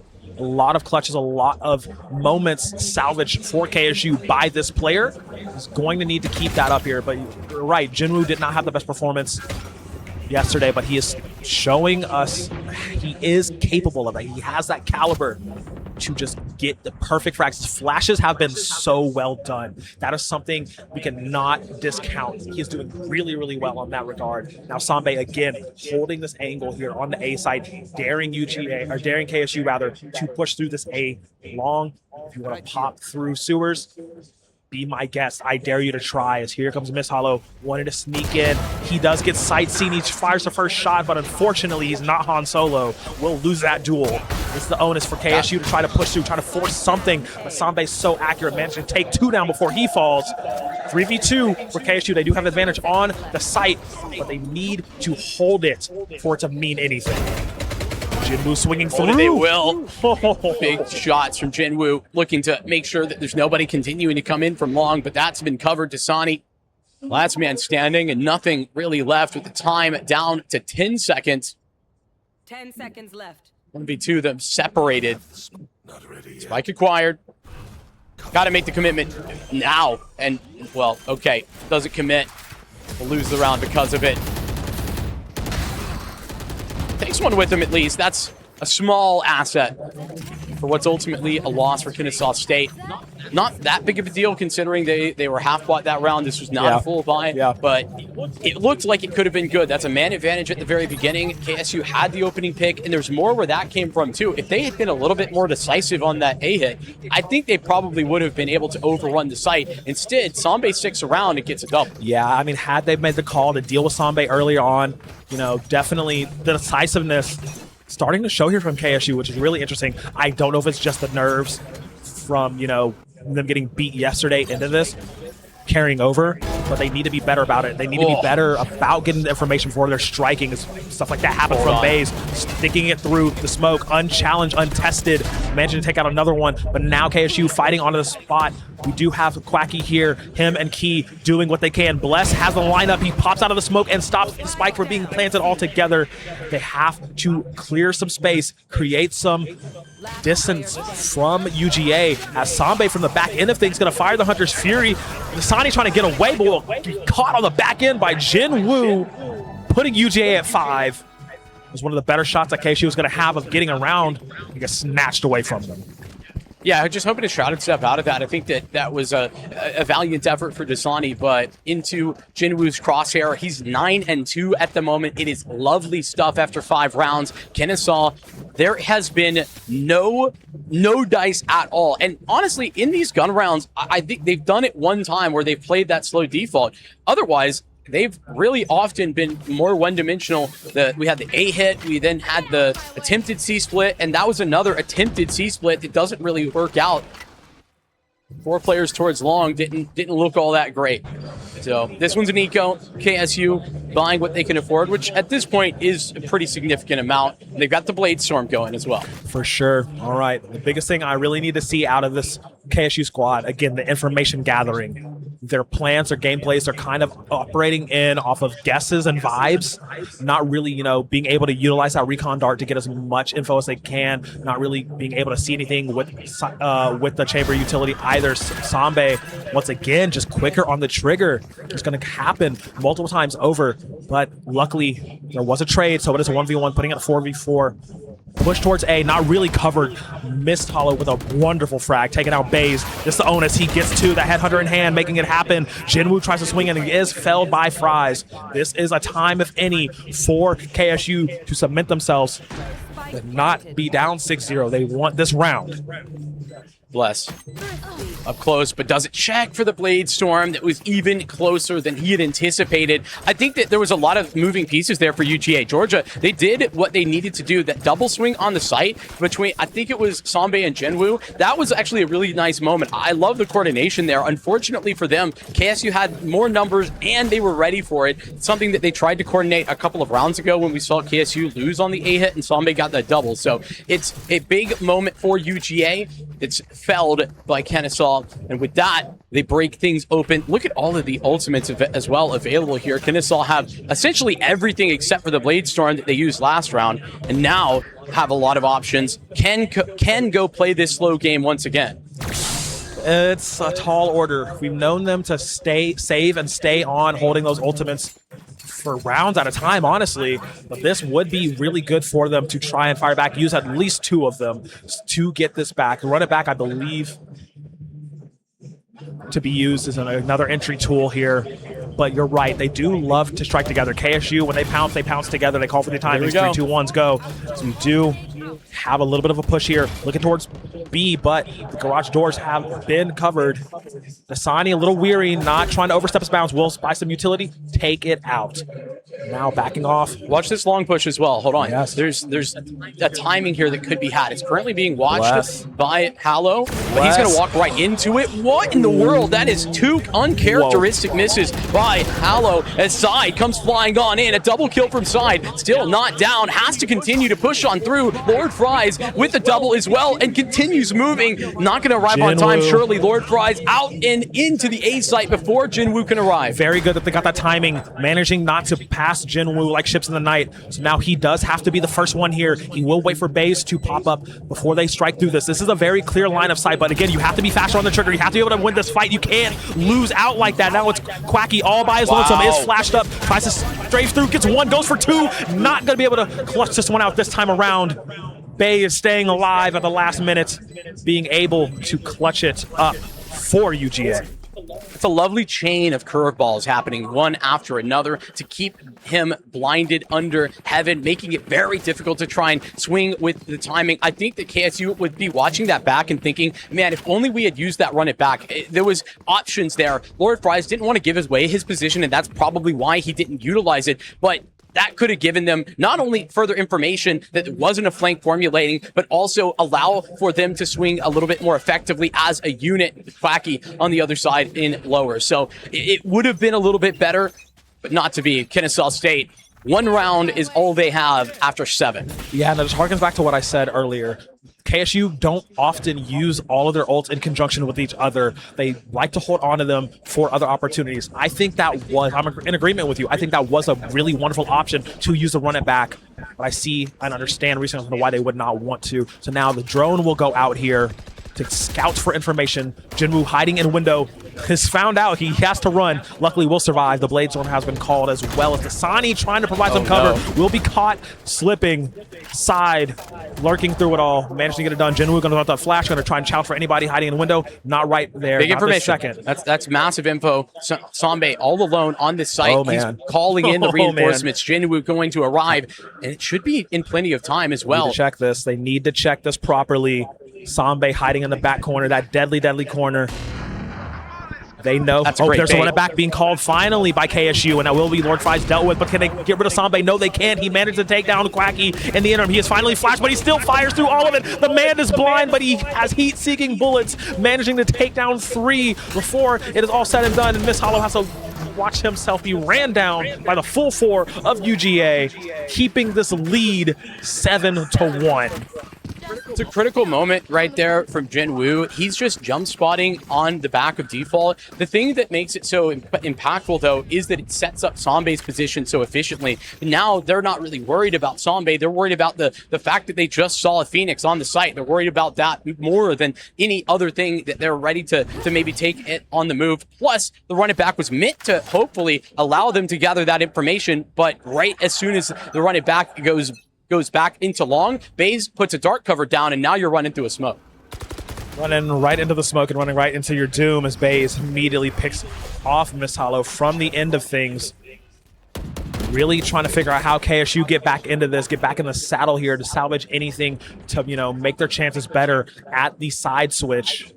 Before it all is said and done here, you do have Jinwoo once again waiting in the wings, has an idea of where some are, doesn't quite take down Dasani, will finish his food, throwing a flash because he knows some others are there, go for a double flash. He wants their bodies dropped, he wants them dead on the ground, and it will be a flawless victory for UGA in this round, pushing them even further and crushing KSU spirits even more.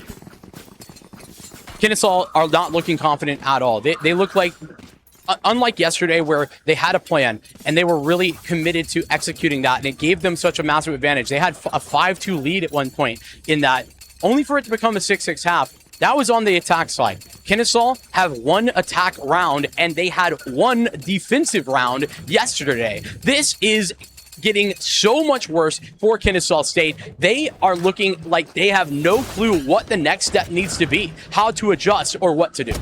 They say it gets worse before it gets better, but unfortunately it's just getting worse after worse for KSU. You're right, they do look lost, they do look unconfident.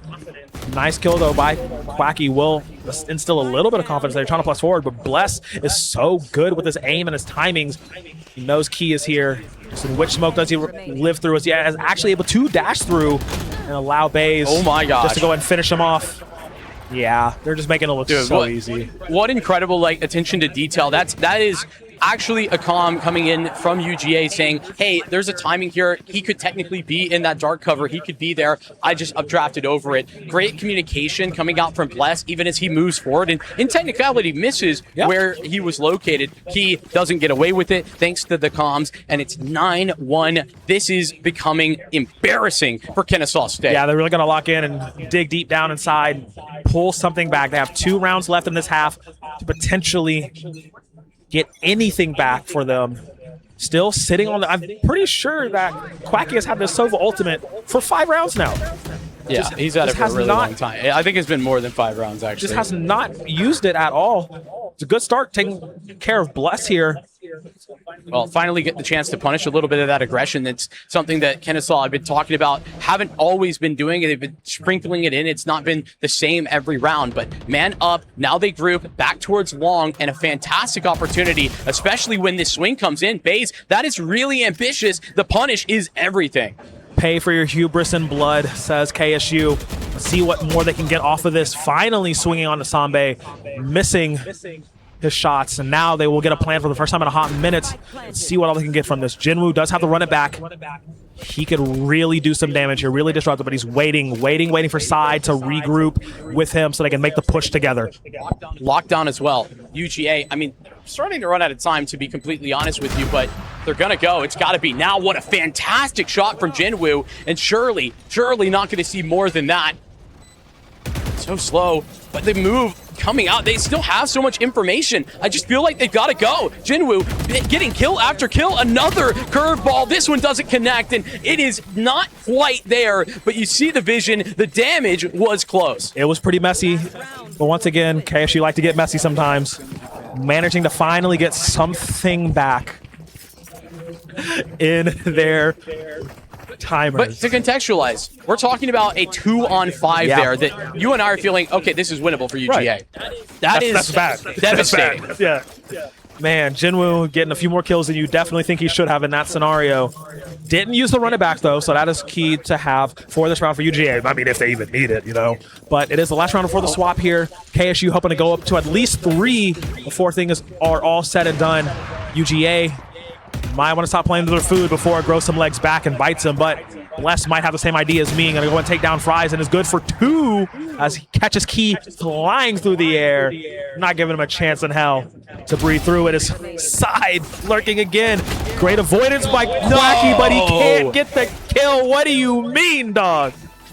What in the world? That's like the 3rd time that's happened where Jinwoo has turned a corner, not checked somebody literally on the other side of the corner, and actually turned for the 180 refrag instant headshot. Are we serious? I cannot believe how often this is happening, and it's Jinwoo who keeps on doing it. It's just that crosshair placement, dog. This is that aim-lamp training, you know. This is that upper echelon, you know. UGA routinely are just faster to the trigger and just have better crosshair placement than their counterparts, and that's winning them more duels than anything.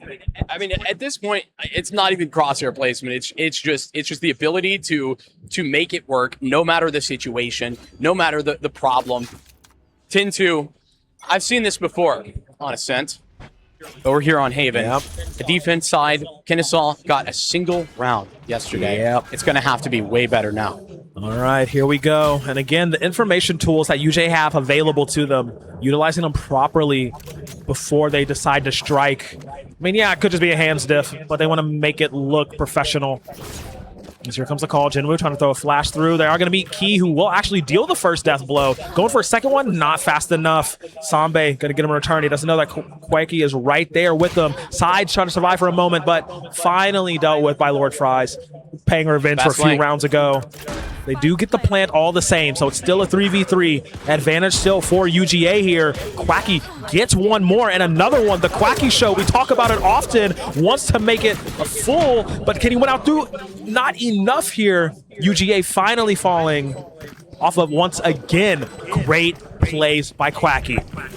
Yeah, I mean, he's been not silent. I don't think it's fair to maybe put that on him. It's been a team effort of struggles. But yeah, a timing there, understanding that he's not been checked. They have no idea that he's still going towards short, going through sewers. And it's the timing that he takes perfect advantage of. 2 kills off the back of that, buys time for the rest of Kennesaw to arrive, and then they swing as a unit. Lovely coordination. And for Kennesaw State, they badly need a little bit of that. Just honestly, some confidence and injection of it. It might be that pistol round that does so. Okay, gonna opt to get a few little light guns here. I do like it. 2 Guardians, getting the Outlaw and the Bulldog. Of course, I have Bulldog bias still. See what they do with it, though. That's the question. Okay, already spotted the idea of a hard push towards C, but they still have some members on A that are having to wrap back through spawn. You see the hard call, though, from UGA because they are unchallenged, unchecked. They don't know. They are just doing a hard rotate through spawn to get back to A. They do have Key watching this angle. There's a smoke signal.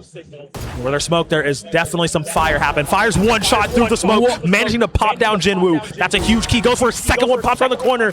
Key with the Guardian does amazing things. We've seen it before, and we're seeing it right here now. 2 big dogs down. it has stunned UGA as well. They are nowhere close to making a further decision on what's ultimately an eco, but you're still impressed with what they've already been able to do here, Kennesaw.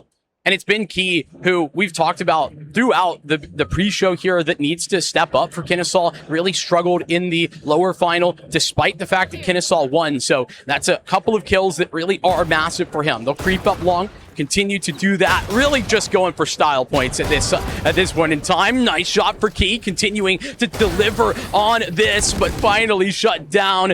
Side has a little bit of support too. Actually, this flank's coming in. This is kind of crazy timing for Baze. Should get one. That's an adjustment. He actually had a chance to win that. Yeah, he did, and that's the scary part. I mean, that's the whole thing with this UGA lineup, right? Even when they're outmanned, outnumbered, they still have a higher chance of winning than KSU might. But this is starting to get some momentum built up. 2 rounds back-to-back from KSU. This is looking good for them. We talk about KSU's defense being stronger than their offense more often than not. It needs to be stellar here. It has been good, but not against UGA. That's the thing that I'm concerned about, that I'm scared for. And they're not going to have a great gun round here. This is a bonus. This is something that Kennesaw are hoping to win with some limitations. So everything on the line here for UGA. Okay, let's see how this goes. Baze, first one to spot the Rapscallions, and they will manage to take down Key. I really do like that for them. Now, is the onus to keep on pushing forward on the same side, or to do the wrap around? I see a lot of eyes towards A. Woo, child. Dasani getting dealt with by Bless here. Miss Hollow going to try and peek for another one, but he's good for 2. Fry's actually managing to take down Jinwoo. With as low as he is, very impressive. Yeah, but is it going to matter? Insane shot from Quacky. I feel like was not at all prepared for that. Bless, though, has gone down, but that gives UGA access to the C site. No way to get back in with ease, and like you had said, Fries is low. Very, very low. We want to see if he can get this done. Baze could just end it right here, and yeah, finally will take down Fries and Quacky on the back end. Sambe making sure this momentum gets halted where it's at. Then again, that was a very difficult round for KSU to try to fight through, especially at how it started. Well, and listen, they had lesser weapons. They were playing a bonus, but the issue with bonusing on a round like that, it's the meta. But man, when you're at 10-4, you don't have a lot of rounds to play with. So the punishment for not winning on the bonus like that is way more impactful when you're at this deficit. So it's a little bit frustrating for KSU. Thankfully, they're going to have a little bit of a moment to get things sorted, or maybe just to breathe, to be honest with you, because I think this has been a map where Kennesaw need to settle their nerves a bit. And I'm saying nerves as a catch-all more than anything. No tech? I guess we're good. Okay, they're going to go through it. Managing to shore up the whatever ailment was happening. So run it back, immediately called by Jinwoo. Wants to get as much info as possible, maybe some bodies, get this free site available for them. So here we go, C site done. Done and dusted. Somebody gonna go for the plant. Now KSU, how can you play this retake? How do you manage to get through this? Watch this run it back. It's exactly when you would need to pull that off, but they're not actually allowed to walk in. UGA meet them before they can move in from CT. A nasty bunch of fights all happening as they queue up the retake. Kennesaw, they had no chance. Yeah, it was over before the round even went down, apparently. UGA now sitting at map point here, 12-4. All too familiar of a sign for them. KSU need a miracle to even get through this round before we go to our next map. Continue on with this first game. Tall order for them to try, only with the Bladestorm Ultimate available. It's just, how does KSU fight through this? I mean, armed with some sheriff, there's a little bit of Guardian available. Holding on together, doing the best they can. Miss Hollow will sound the alarm. There's a push on to the B site, and 2 members already down. The plant goes through. Nah, it's done. Flash from Jinwoo, holding off 3 members all by his lonesome, firing down the range. Fries manages to get him through it all. That's a gun they could potentially grab up. Should they try to press through? The smoke goes down, but the body has not fallen. Fries will secure it. Good for 2 with the Sheriff. Watching the backside. Watching the backside, though. The Killjoy ultimate. Lockdown is here. Bless could ruin their day right here in this game. He is unseen and unheard and undeterred, managing to finish it off with a 4K. Make it look fancy. UGA going up 1 in the series. It's Bless with an absolutely ridiculous performance to follow up what we saw yesterday. And to be honest, it was otherwise a relatively slow game for Bless, but he wasn't needed. Jinwoo was insane. I think there was so many times where I'm looking at Kennesaw State and I'm like, okay, where is the Kennesaw that was playing yesterday? It seems like once they got figured out yesterday, they have thrown that game plan out and decided, okay, that's something that we're just not able to do. Even though it was effective, it was just that we saw the adjustments be so effective previously. So I'm personally not exactly loving where Kennesaw State are standing right now. Yeah, dude, it's really, I mean, we both talked about, the Jinwoo factor, seeing on how he was going to do. Yeah. Him being activated there, him being just so good, but also we gotta talk about it. Baze is ruining everyone's day. There were a few good ideas of comebacks from KSU that they had at the ready, and Baze was just there to just completely dismantle it. And it was systematic at times, but then it was also just brute forced at times too. Good on KSU for at least getting 4. But they need to do a lot more if they even want to try to force for a game number 3 here. They're down. They're not out. They got one more chance at it, though. It's a hard ask for them to do. Yeah, on to Lotus is the answer. And I think we should probably just leave the Haven discussion there because I genuinely don't think Kennesaw gave us much to discuss. I don't think that they were playing like they would have wanted to. I think there's multiple facets to that, but more than anything, on an individual level, they were getting outgunned. And that was not just Jinwoo, though he was the main factor. It was also Sanbei. We saw some huge moments from Baze, as you were highlighting. Yeah, it was difficult to watch at times, knowing what Kennesaw can do and what they did here being so different. I need to double check because I think that Kennesaw actually picked onto Lotus. That's what I know our graphic says different. So I'm gonna double check that. Like I said, double check this because I'm not so certain. What I am certain of is that the Lotus that we just watched this team play against on Georgia Tech. Listen, there was some moments where it was a little bit spicy, but they did play a really nice Lotus. I was a fan. Yeah, that's one of the things that they did have throughout the weekends. Have been pretty good on the Lotus pick. Needing to be better than pretty good here, though. I'm looking more. I mean, we know it's the Quacky show for KSU. I'm looking for more help for him. Miss Hollow was very successfully shut down when a lot of his offense that he was trying to get through, get onto the map, make an effort, make something happen for the squad. It just was not possible on that chamber. Seeing maybe if he's going to stick on it for this next map or they do switch it away, that's one of the biggest keys here. So that being said, though, a little bit of a break. See you in about a little bit of a fiver, get some drink and some snack, come right back here. Map number 2 in this grand finals of the DreamHack Collegiate Invitational coming up soon. Impossible. We love that word. It's a challenge to explore the unknown, to sculpt the skylines, to map the human mind, and propel humanity to the edges of Earth. At Georgia Tech, we are determined to forge a better tomorrow because the world is counting on us. Impossible. It's not just a challenge, it's a calling.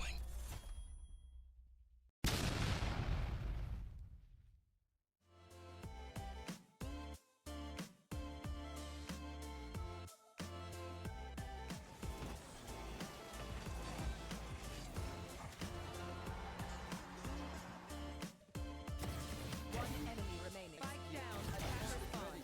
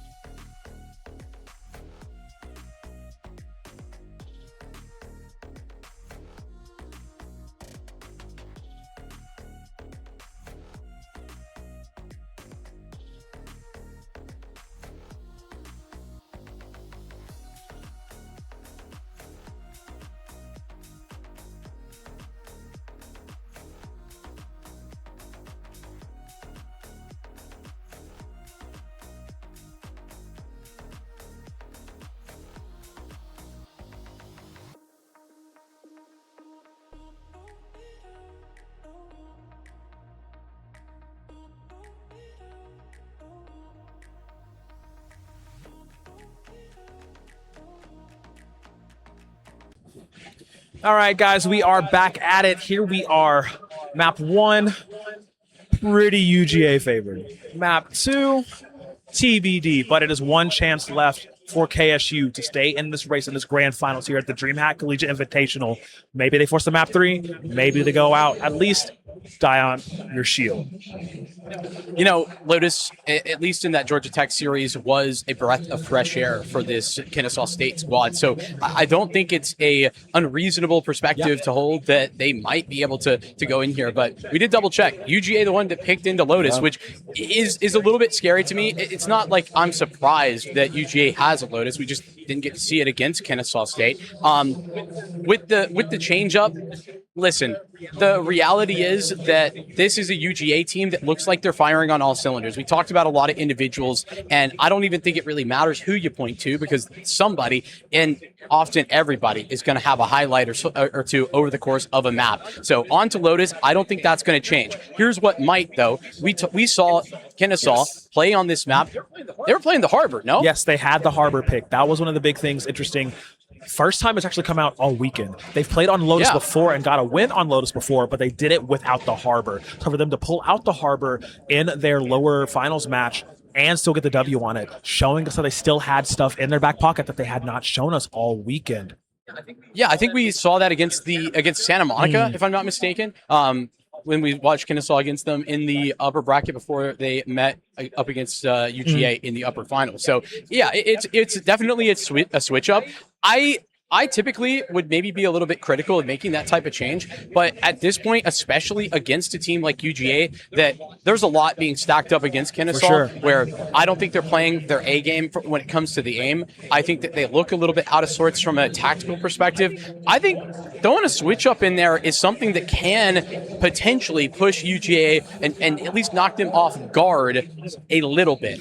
Not a lot, but they need everything they can get at this point, Crow. Yeah, everything they can get. Indeed, everything they can get and more, if anything. They have to keep calm. They have to keep the nerves there, because we did see that happen more often than not, where it's like they looked like they came into some rounds with some gusto, with some momentum, with some energy, and then the latter rounds, they kind of like, all right, guys, I guess, whatever, well, we can try, and then a miracle happens, and then they're back in it. So we need to see more consistency in that energy throughout the entire game, which are into Agent Select right now. There it is. And yeah, the Harbor immediately locked in here. Dasani gonna give him a little bit of a refresh here. And it will be met, though, the biggest thing, Jinwoo on the Neon. Jinwoo been fantastic, and you know, to see Jinwoo onto a Neon, I feel like it's honestly going to be refreshing after watching them play on the Phoenix. Not because their Phoenix has been bad or because Phoenix is bad, but because I just think that Jinwoo's style is clear. Yes. He wants to get in the mix. He wants to be aggressive, and he loves doing that, and that really lends itself to the style that Neon wants to play. So I'm excited to see that. Yeah, it's a risk here. Double controller. Not going to see that.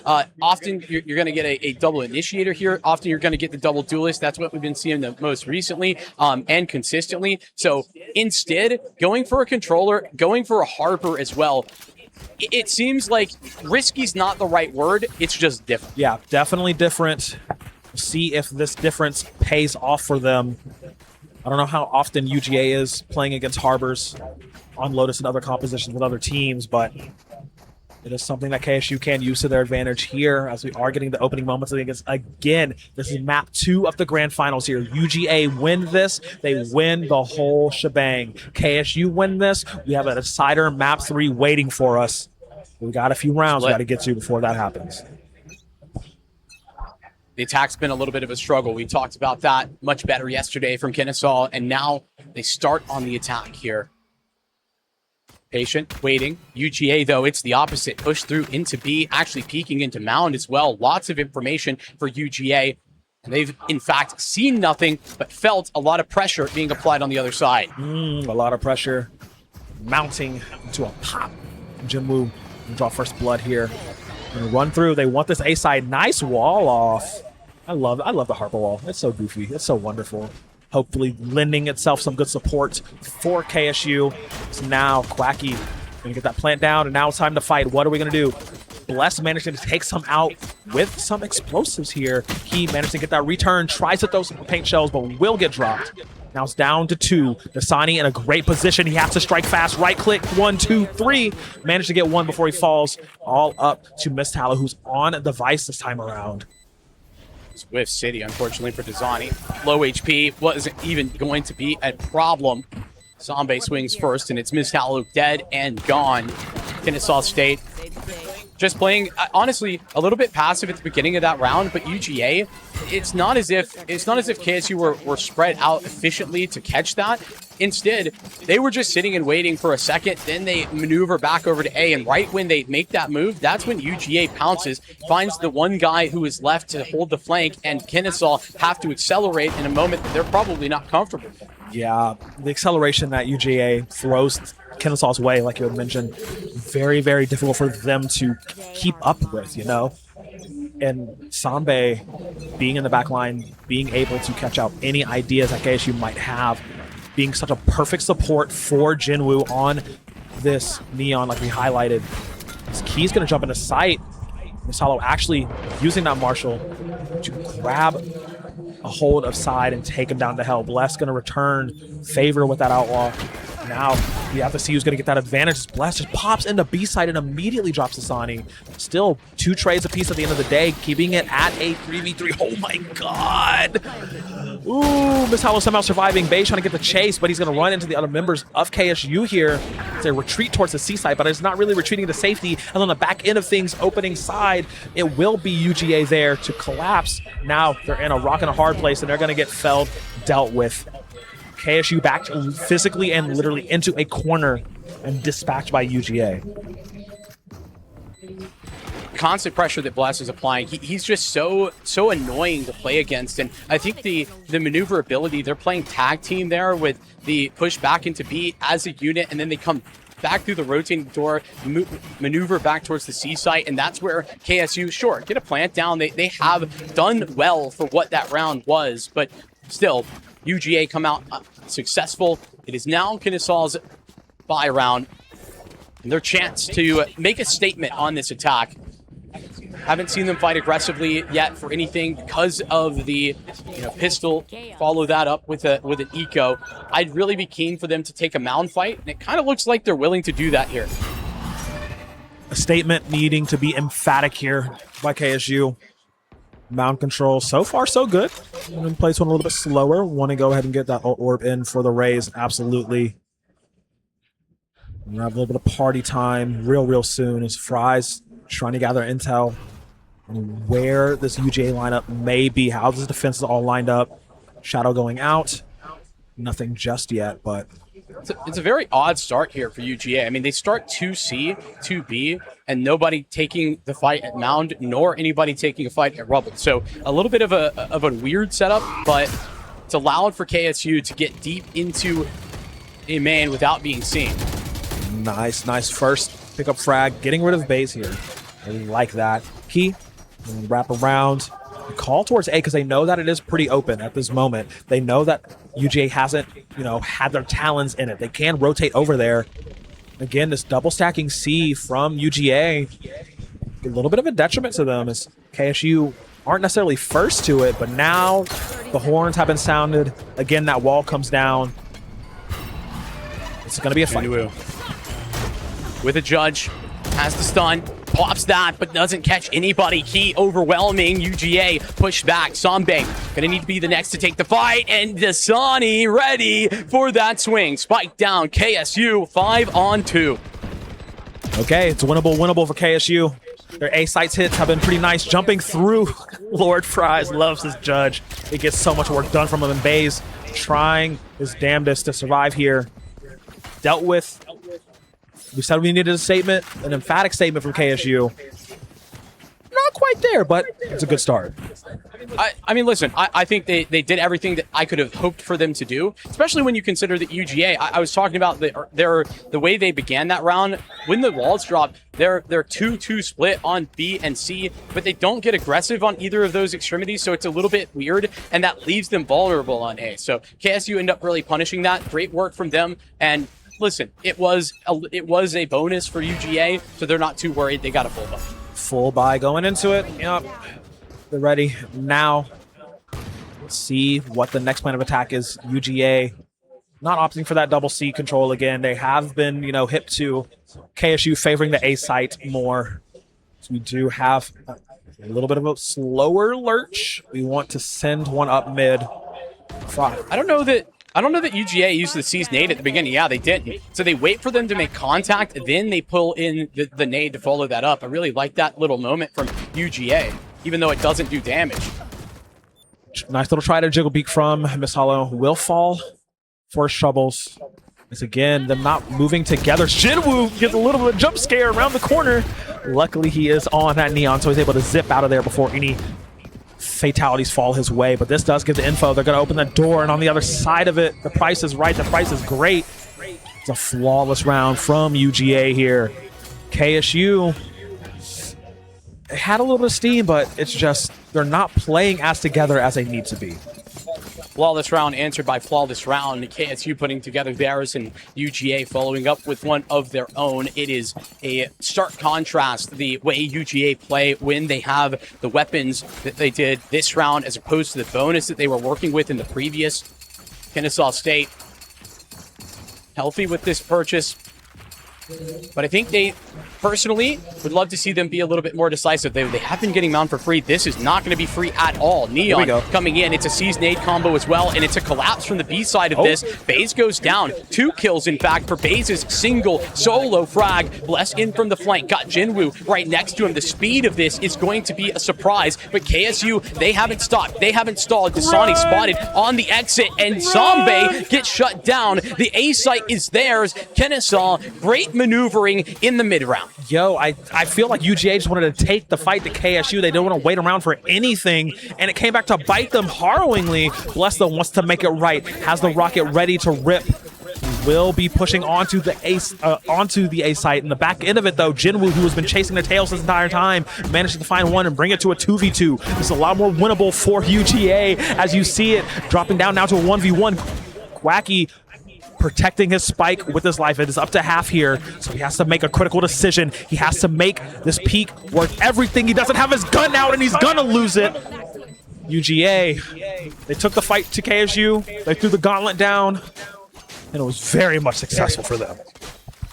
I want to see Kennesaw play off of one another better in that 2-on-2. It's a little bit complicated because Bless pops the rocket, and there's a lot of problems that occur there with playing together as a unit because you can get punished. But in general, if KSU were to have been able to play off of one another more effectively, I think they would have had a better chance of winning that. Unfortunately, a mistake at the very end there for Quacky. Doesn't have his gun out, and that is the end of it. Jinwoo 1v2. Woo. The 1v2 secure. Jinwoo, we know he loves to fight. He's going forward once again, undeterred. Has a little bit of sight onto Fries, drops him down to 3. They're going to chase all the way through, slide and glide and spray and pray. Gets it done here. KSU, though, with a great flick from Miss Hollow. Not catching him slipping for a moment. Switching your gun, the fatality for it. And it will just be UGA playing cleanup duty as a team. Trying to get rid of the rest of the members of KSU here. They had a thought, had an idea, an inkling of hitting the C site, but with the rest of the members down, it's not looking too hot of an idea. Quacky gets 2 quick kills, but really drawn down here. Holding on to the sandcastle, the king of the mound, making him want something happen here. Yeah, but UGA has slowed things up. Sambe not going to overswing. He's just chilling, just waiting. Baze on the C site, potential to move over towards B. They would hear the audio if it was through the door. So Wacky have to move around. Is he going to check this? Absolutely does. Great jiggle. Could follow that up and just take this fight. Low HP, but Zombie, he's there and he's good for it. As per usual, UGA, given the moment to shine, they will be bright. There was a world in which Quacky wins that. Makes that beeline over to A that he knows open. He wins this for KSU, but unfortunately we are not in that world. We are in the world in which UGA are still definitively in control of everything here. And they're just expanding their lead now. Jinwoo has the Odin? Jinwoo has an Odin. All right, that's the way UGA is feeling right now. And this is a great spot for it too. finally getting the early, like, first timing aggression onto Mound that I've been talking about has been a rarity with the C's nade. They'll follow that. What a ridiculous spray. That is all the way into B main, and Side, he has done the impossible there. Ridiculous frag. Jinwoo 1 for 1. It still is KSU at a ridiculous disadvantage. Got to deal with this sheer. Sambe might not even give them the chance to do that. He goes for the hunt and swings on the timing, pulls the crosshair away. Sambe with a double to get UGA number 6. This is so perplexing to me because KSU, all 5 of the members are ultimate strong. They're not playing around any of them. They're trying to collect information on where UGA might be, but brother, look at the wealth of ability you have on the table. It's something that KSU have fallen through pitfall through multiple times over, and it's coming back. They're scared of the counter. They're scared of the counter. They don't want to be the first person to take that initiative, because if they are, then they might be dealing with UGA's counterattack. So that's the scary part. No way. It looked like he should have had that. Looked like it was there. He had the advantage, unfortunately fails, and this is just going to have to be a quicker maneuver back over to B. That's one. Snuck out. How did he get through? The sheer was there. Great shot, and maybe more where that came from as Quacky delivers another 2-on-3 UGA advantage. Trying to push forward, but again, getting him stuck behind enemy lines and will be dealt with. Bless. Coming up with the 2 here. Pushing up to 7. It's looking all too familiar to game number 1, in which KSU had some ideas, but the execution of them just does not match up to it. UGA just exerting their sheer dominance over them in this map number 2. They want this 2-0. They want no part in a 3-game series. And I don't think we're going to be part of the 3-game series at this rate, to be honest. I think that Kennesaw, all of our worries about their form today and the way they were playing in the lower final seemed to be a reality. Jinwoo up here, showstopper no being shot. pulled. It's 2. No It's shot. blessings from the heavens as the rocket rains down. Bless, a double on the rocket. Love to see that. Jinwoo, you dirty dog. Making that look real nice. But UGA is just at the ready, man. They are just so at the ready to strike. You see it right there. Bless, 17-5. Absolutely ridiculous stat line here for game number 2. Just carrying so much momentum of UGA. The dogs are barking. I can feel them. We're going to chomp down and finish off their food, not give it a single chance for KSU. On this attack side of things, we're lined up. Everybody just about gave Bless a 4K. We'll have to settle for 1. Jinwoo, though, in mid, causing a ruckus at B with that Odin still. Steel Garden finally going down, but what use are you going to get out of it? Dude, how are they so low? A little bit of a trade. But did Jinwoo just tag everybody through this wall? That had to have been what happened for a second. These walls are so thin here. Or no, that's not what happened. It was the reckoning coming through. Yeah. Okay. Holding on to it, though. 3v3 here. Ultimate still available for KSU to use. We do have the Neon Ultimate here, but he probably doesn't want to use it. Sneaky. So what you get for not checking under the rope there. 2-on-3. Scratch that. It's all up to Baze. Needs a clutch. Reckoning available. You've got the showstopper there as well for Kennesaw. Baze quiet on the drop. First is Tasani, dealt with. Great shot. Gonna adjust. That's the dodge on the paranoia. Baze so close, but no cigar. KSU survive for 2. Arguably should not have been as close as that was, but of course Baze is gonna make things happen. Not quite enough though. KSU finally, for the first time in 6, getting a round for KSU. And again, they have so many ultimates that they're still holding on to that they have not let rip. We need to see that momentum start from this moment on. Listen, I agree with you. I'm feeling like it might already be too late. And that's a problem. If I'm feeling that way, Kennesaw State, how are they feeling right now? Flush with ultimates, as we've been highlighting. Showstopper goes out. Dodge! No! Not dodge! Key! He has locked them down and opened the door for Kennesaw to keep on moving. Nightfall onto the site, but there's nobody there. They have arrived, though, on the flank that from the shadows, gathers some information, but goes back. Sambe here ready. Okay, but look at this big old route here the back side of things. It is only side 1v3. Now that is partner in crime. Sanbei has fallen. I said we needed to use those ultimates, and that was perfect time as any. Rocket claims for 2 from Shadows, not too effective. Nightfall allowing this situation to happen, but KSU have to clinch it. They cannot allow side. Not a lot of time on his side to sneak in. He's routed around this to the point where honestly he might be out of the round because of it. Technically still time. Technically could do it. Steps through unheard, unseen. That's one piece of the puzzle dealt with. Time ticking away though. Not a lot left for the tank. Manages to pull it to 1v1, but doesn't have enough time to defuse. Just buy time, Quacky. That's all you have to do. Just buy time. He'll do even more. Claim the body as well. KSU with good ult usage and good patience, staying in it here. Flash on for the swap, at least making it 8-3. Yeah, and ultimately, I think the pathing there both gives him a chance, but it also, I mean, you could hear the time. The time was really not even plausible. All he had to do was swing. Even if he had been able to hop on the defuse, I don't think he would have had it. So it's close, but it's really not all that close. Kennesaw State use a lot, but they get a lot. It is momentum. If they can close this half with 3 rounds in a row, 4 in total, that gives them something to work from on this defense. Exactly. Best case scenario, ending it in 4 would be what they want here. And to be fair, I feel like the Harbor does give them an advantage on the defense. Yeah, drop that Reckoning. Let it come to them. Fighting around that. Catching Jinwoo being too cocky again, drops him down. Stepping around that corner though, Bless with the operator. Taking down Key, who's kind of had his number the past few rounds. Dasani will make that wall, close off this area, say members only. Step through, dare to dip into the pool.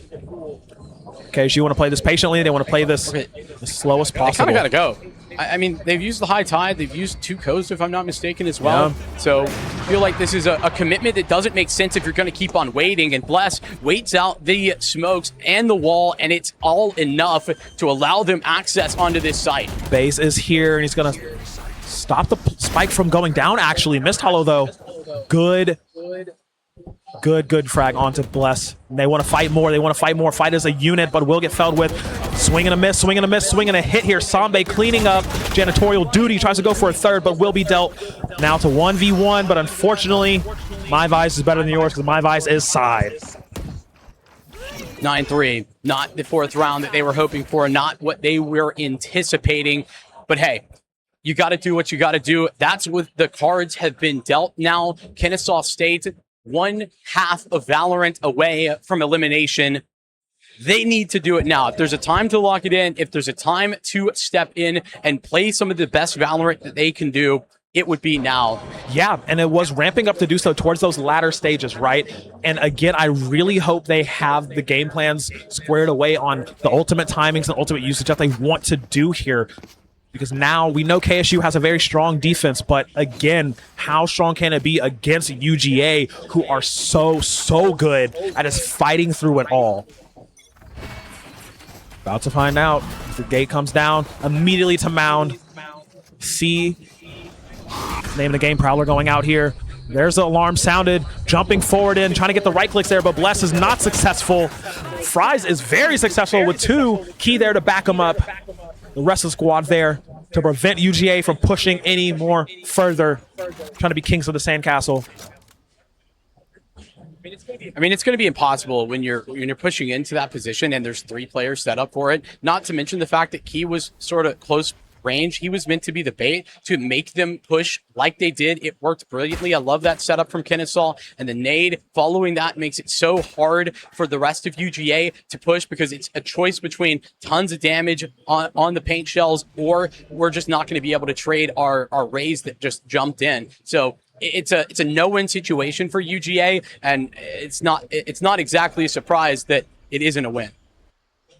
Drawing out as much time as they can here. KSU, they don't really like to try to play too momentum heavy, as you know, things tend to slip up and happen. As that actually allowed Jinwoo to get 2 more kills back to back, but it's okay. He will be dealt with here. Holding onto that pistol, KSU. Very nice job striking on that. But again, their over patience, if anything, can come back to cost them. I'm hoping that is not quite the case here, as they are going into a little bit of a lighter buy round. UGA, nothing really too significant invested, a few sheriffs, and that's about it. That's all. Importance for this round is mostly make sure it's not a close one. Make sure that they are able to go into next round with a healthy bonus where they aren't going to be forced to be playing with sheriffs on 3 or 4 players. That's all they need to do here, KSU. That's the goal. UGA moving towards B, have Bless with some space taking over in Mound. I like this opening right now. Again, the high tide preventing information from UGA, just waiting them from trying to jump onto that C site, daring them to step through the waters. As it does look like B and C are very well covered from KSU here. Hard call to rotate towards A. Dasani trying to be the crypt keeper, not allowing anybody to pass through without his say-so. Side making sure his team securely can wrap through around spawn. A seems to be the name of the game, but it is being met by the Rays from KSU. Not yet sounding the alarm, not yet hitting the panic button. Key with the rifle in hand, wants to make something happen. Does to fire through the smoke? No. Doesn't want to try and waste to give away his positioning. I mean, a plant, though, is very much on the cards here for UGA. 30 seconds left. At least it should be. Access over here to A. There's nobody actually home. Talked about the rifle there. Outlaw didn't want to fire off. Side goes down. That's the B lurk that's gone to UGA. It's a matter of time. Forward position for this bandit. Do love to see that. Surely not going to be a problem. Ooh, digging their heels in deep. Dasani making them pay for it here. Very good patience being shown by KSU again. Sambe, though, will get the kill on the Key. Player standing. 1v4. Not too mad about those odds from Jinwoo. The defuse coming out. He doesn't have time to stop it, unfortunately. Will make himself revealed. Sliding live for one. I'm going to make dispatch of him. Get the defuse. Get the routes. Get the extra creds in that pocket. KSU now building momentum. Continuing on. Job done. Job done for KSU in that round. They only lose 2 players, and sure, they give up a plant, but those things aren't that big a deal in the long run. It's just about keeping yourself healthy. Talked about the fact when you have a deficit, not having a good bonus round is a big deal. That's something that KSU, it's not like a perfect bonus, but it's good. It's not bad at all. Kennesaw, see if that momentum can stand strong, can be tall. Mound fight meant to be here for the offense of UGA. It won't be a response. Okay. Kennesaw just letting them have it for now. Being sighted right outside of C. They know Mound. They have to give that up. A little bit of crossfire. Peppering shots coming through from both sides of the equation. Door opens. Nothing going to be there. A lot of alarms being called. A lot of backup being needed to reinforce this C site. As UGA just throwing bullets after bullet after bullet. But it does look like they want to back off it for now. I love Side once again hiding in that cubby near B. Trying to catch anybody slipping, and Bless daring anybody to step through those gates from C. Cover is going out. Very well, very, very well placed smoke. This is so tentative, though. Kennesaw, they are ready for a C attack and ready actually for a pivot to B if need be, but UGA, they have no other map control. They never had any rubble positioning, and now they're going to be walking into the Vise's playground. Very frustrating position, and they're just going to try and use both of the blast packs in order to get through. I don't think that was successful, but Jinwoo, oh my goodness, a double kill for Jinwoo as he slides in to continue to put on the pressure. Kennesaw, they get nothing, and look how deep he is. Oh dear, the gun's not out, the gun's not out, the barrel's not there. Jinwoo getting away with murder with 12 HP here. Up to Dasani, tries to swing on the corner, will be dealt with. Arguably, KSU losing control of that round. Arguably, Jinwoo just being incredible on this Neon. No argument here. No argument whatsoever. KSU. Again, their round mostly just about being a close one there when they're on a bonus, but They had the right pieces on C. They had a fast rotate as well. None of that mattered thanks to Jinwoo. Love how they timed Bless and Jinwoo the slide on top of the blast pack in order to counteract the shear. It's explosive, it's fun, and it is exactly what the doctor ordered for UGA. All right, only 2 rounds separating UGA from that big prize and that trophy. Looking real nice odds for them at the moment. KSU needing to hold on strong here. Only 5 rounds down. This is a better showing than map number 1 from them for sure. It's showing, they're showing fight, they're showing determination, they're showing that they can pull things back in their favor. They are, but it's not by a wide margin, unfortunately. Bless, nice shot, last pack in, it's Jinwoo. Next fight is his, but Key overwhelming from the heaven. FaZe? Oh, I thought he was actually TPing up into heaven. Would have loved to see that. So Key survives for now. 3 KSU members, but they're cut to 2. More. It's Bless, overwhelming. It's Key dead, and Bless for a triple. Oh, it looks like a good counterpunch coming from KSU, but Bless once again stopping them in their tracks. 26-10. This man taking over the server. We saw how well he played yesterday. We saw how well he played Friday. He is just a monster on this Raze.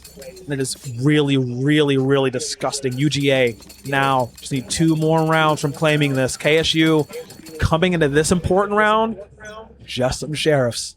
Not a lot of fight behind them. I mean, it's forced buy this round, or and not get another buy potentially, or save half buy and make sure you can make a purchase to push to the end of the map without losing anything. So I think a wise decision here from KSU. Difficult though to stomach that side. Oh my god. How is he surviving? How is he alive for so long? He's finally overwhelmed, and the A site is devastated. What in the world is that from Kennesaw? Look, when you're staring down the barrel of 3 sheriffs back to back, just having to dance around it the best they can, we'll be able to get a rifle in exchange for it here. Sambe still gets the plant. 5v2 here. Kind of winnable. Unfortunately winnable for UGA. Wait, and Jinwoo's on this flank. Jinwoo's going to have so many players to shoot. He's got this timing right. Yes, backs turn. Jinwoo has that first, but misses Jinwoo. It's not been ever happening to him, but he doesn't deliver. Oh, Kennesaw on the thrifty. It's 5 sheriffs, and that does the damage. 5 sheriffs in a dream coming true for KSU. 50 round, that's going to be a nice influx of credits for their pockets. We can get this full buy for this next round, surely here. And man, they needed that. They needed that in more ways than one. Now going into this next round, let's see if they can keep that up. We see them with these little pockets of momentum. They do pretty well, but sometimes it just falls by the wayside. Sometimes they can't fully handle that adrenaline surge, that big pump in energy. They need to be able to take it and turn it into positive momentum for them. Hopefully this full buy going their way can give them that. High side first. Oh my goodness, so aggressive here from UGA. The counter to the normal rubble take is brilliant. Love that, but FaZe goes in. Has to be the showstopper. Bless only 1 for 1. It's out for Kennesaw State. They're the victors of this brawl out at A. They managed to come out numbers advantage, man on top here. A little bit worse for wears. One of them is just blinking health bars. Breathe on them, they'll fall over. But look how split UGA are. You have Side all the way over in C. Sambe all the way back in spawn, trying to catch up with his homie. They want to go for this. Okay. We do only have 1 member from KSU meeting them in the top side of things. They're going to get this plant, so they're going to have to force a retake angle here. This is still very much winnable for UGA. Yeah. But if KSU play this perfectly, we're looking at a 7. Not a lot of extra tools, though, at the disposal here of Kennesaw. They have the from the shadows that could be used. Great Prowler to open up further information. Haunt has to be taken out. It's Sambe to swing as a unit, and it's everything that they needed and more. Sambe doing the dirty, doing the damage. It's Side to shut them down. Incredible work for Sambe. A dance of destruction over on C. He can't keep getting away with this, man. the perfect swing on the 2 to put them at tournament point, to put them at series points, to put them at first place point. UGA, these dogs, they're snarling, they're barking, they're getting ready to get that last bite in. Unless KSU have anything to say about it here. Stay focused. For KSU to win a thrifty, follow it up with a fantastic aggressive take, and then lose the man advantage. It's so painful. Jinwoo, first fight is his. Key down, critical piece of the KSU defense, no more. That very, very, very critical piece down, indeed. In case you have to run back from this. Okay, Quacky, if there's any time to prove you the GOAT, this is it right now. Rally your troops and get them going. Immediately on to C. Bless is moving forward. Confidence of the world on his hands. He knows that he can take down Miss Hollow in the back end of things. The rest of the team is not even near the site just yet. Jinwoo surging forward, has the ultimate pop. Going to get 1, going for 2. They are done. That's a 3K on the board for the Neon. It is all on Dasani, a 1v5, a harrowing situation for KSU, who have fought so hard to get to this point. But unfortunately, it is all done. It is all dusted. It is all determined. UGA will take it here. The DreamHack Collegiate Invitational. Valorant, first place. Everything that they wanted and more. UGA arrive as favorites. They leave as victors. And for the upstarts at Kennesaw State that thought that they could bring the fight, they sure did, at least in the upper final. But man, did they struggle here in the grands. Absolutely stupendous stuff from UGA, and not just UGA as a unit, some individuals there. Bless, a phenomenal series. Jinwoo, not just the Demon King, but the king of UGA as well. Generational performance, I can't even lie. I mean, we were talking about how Sambe said when they woke up, it's like, all right, I'm locked in, ready to go. Apparently that just extended to the rest of his team as well, as everybody's firing on all cylinders on a single weak link in the pack. The dogs managed to pull it out, making it look dominant. Didn't go near as close as, the 13-7 rather that we had yesterday. Just 2 decisive victories across the maps, making it so decisive. And I think that it kind of feels like it's lazy analysis here, but I truly feel that we didn't see the A game, maybe not even the B game of Kennesaw State today. I think there was moments, some highlights in there where we got to see some quality, but the Kennesaw State that played yesterday, I think they could have done better in this final than what we saw today. I mean, and we saw it in the struggles against Georgia Tech. They weren't in that game the way that I think they should have, the way that if they were going to be a competitive player in this grand final, that they would have. And so for that reason, I think it's a little bit of a disappointment for Kennesaw, but for UGA, I think it's cool to just watch and bask in the glory of expectations being met. When you see the favorites come into an event and then deliver on all promises, this is a UGA team. I don't think they dropped the map. I don't think they had a single map drop. They certainly didn't in the group stage. And then here in the playoffs, I mean, the upper final, the same, another 2-0 here in the grands. That's everything that you want from your favorites at UGA. Yeah, just sheer dominance the entire weekend. We're the favorites to win.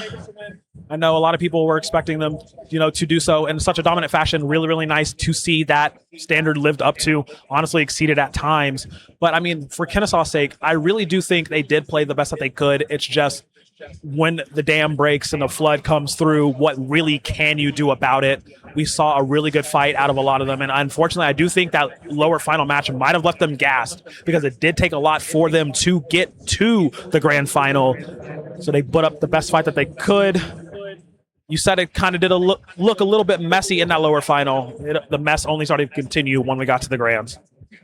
Yeah, and listen, it's the difference between a Georgia Tech team that will get down in the mud with you, that will get messy, that they enjoy that, they're good for that. But when you're talking about UGA, clean as a whistle. They didn't have any such issues with that, and so they kind of rise above some of those struggles. And overall, I'm just very impressed with what we saw, not just from individuals, but the moments that I was highlighting where just the team cohesion was really quality. The double swings we saw so many times. That second to last round with that the rubble fight was fantastic. I really love the counterpunch that UGA was going for, and even though they actually didn't win the initial engagement, they stuck to it and stuck with their game plan, able to win the round even when they're a man down. It was such pristine gameplay from UGA.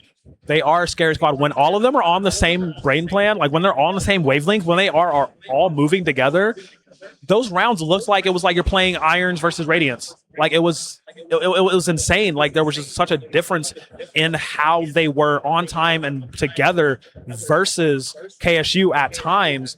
And it was just like, you would think that would not happen, but lo and behold. So once again, congratulations to UGA for being the DreamHack Atlanta Collegiate Invitational champions here. So incredible stuff. Yeah. Incredible stuff. 100% through.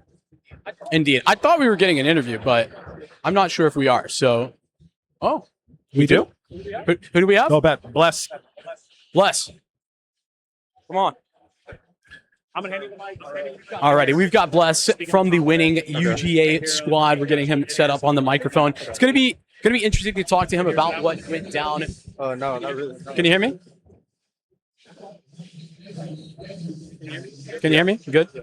Fantastic. Well, first and foremost, Bless, congratulations on the win, dude. I mean, you had a fantastic game individually, and that wasn't unexpected by any means, but kind of talk to me about where you guys were coming into this. I talked to Baze yesterday. He had said you guys felt like you were the favorites. We were talking about you as the favorites, but did you feel that way? Yeah, coming in, I kind of felt like we were the favorites, but like, you know, anything can happen, especially at LAN. But I was telling the boys, like, if we just play our game and lock in, then like there shouldn't be any upsets.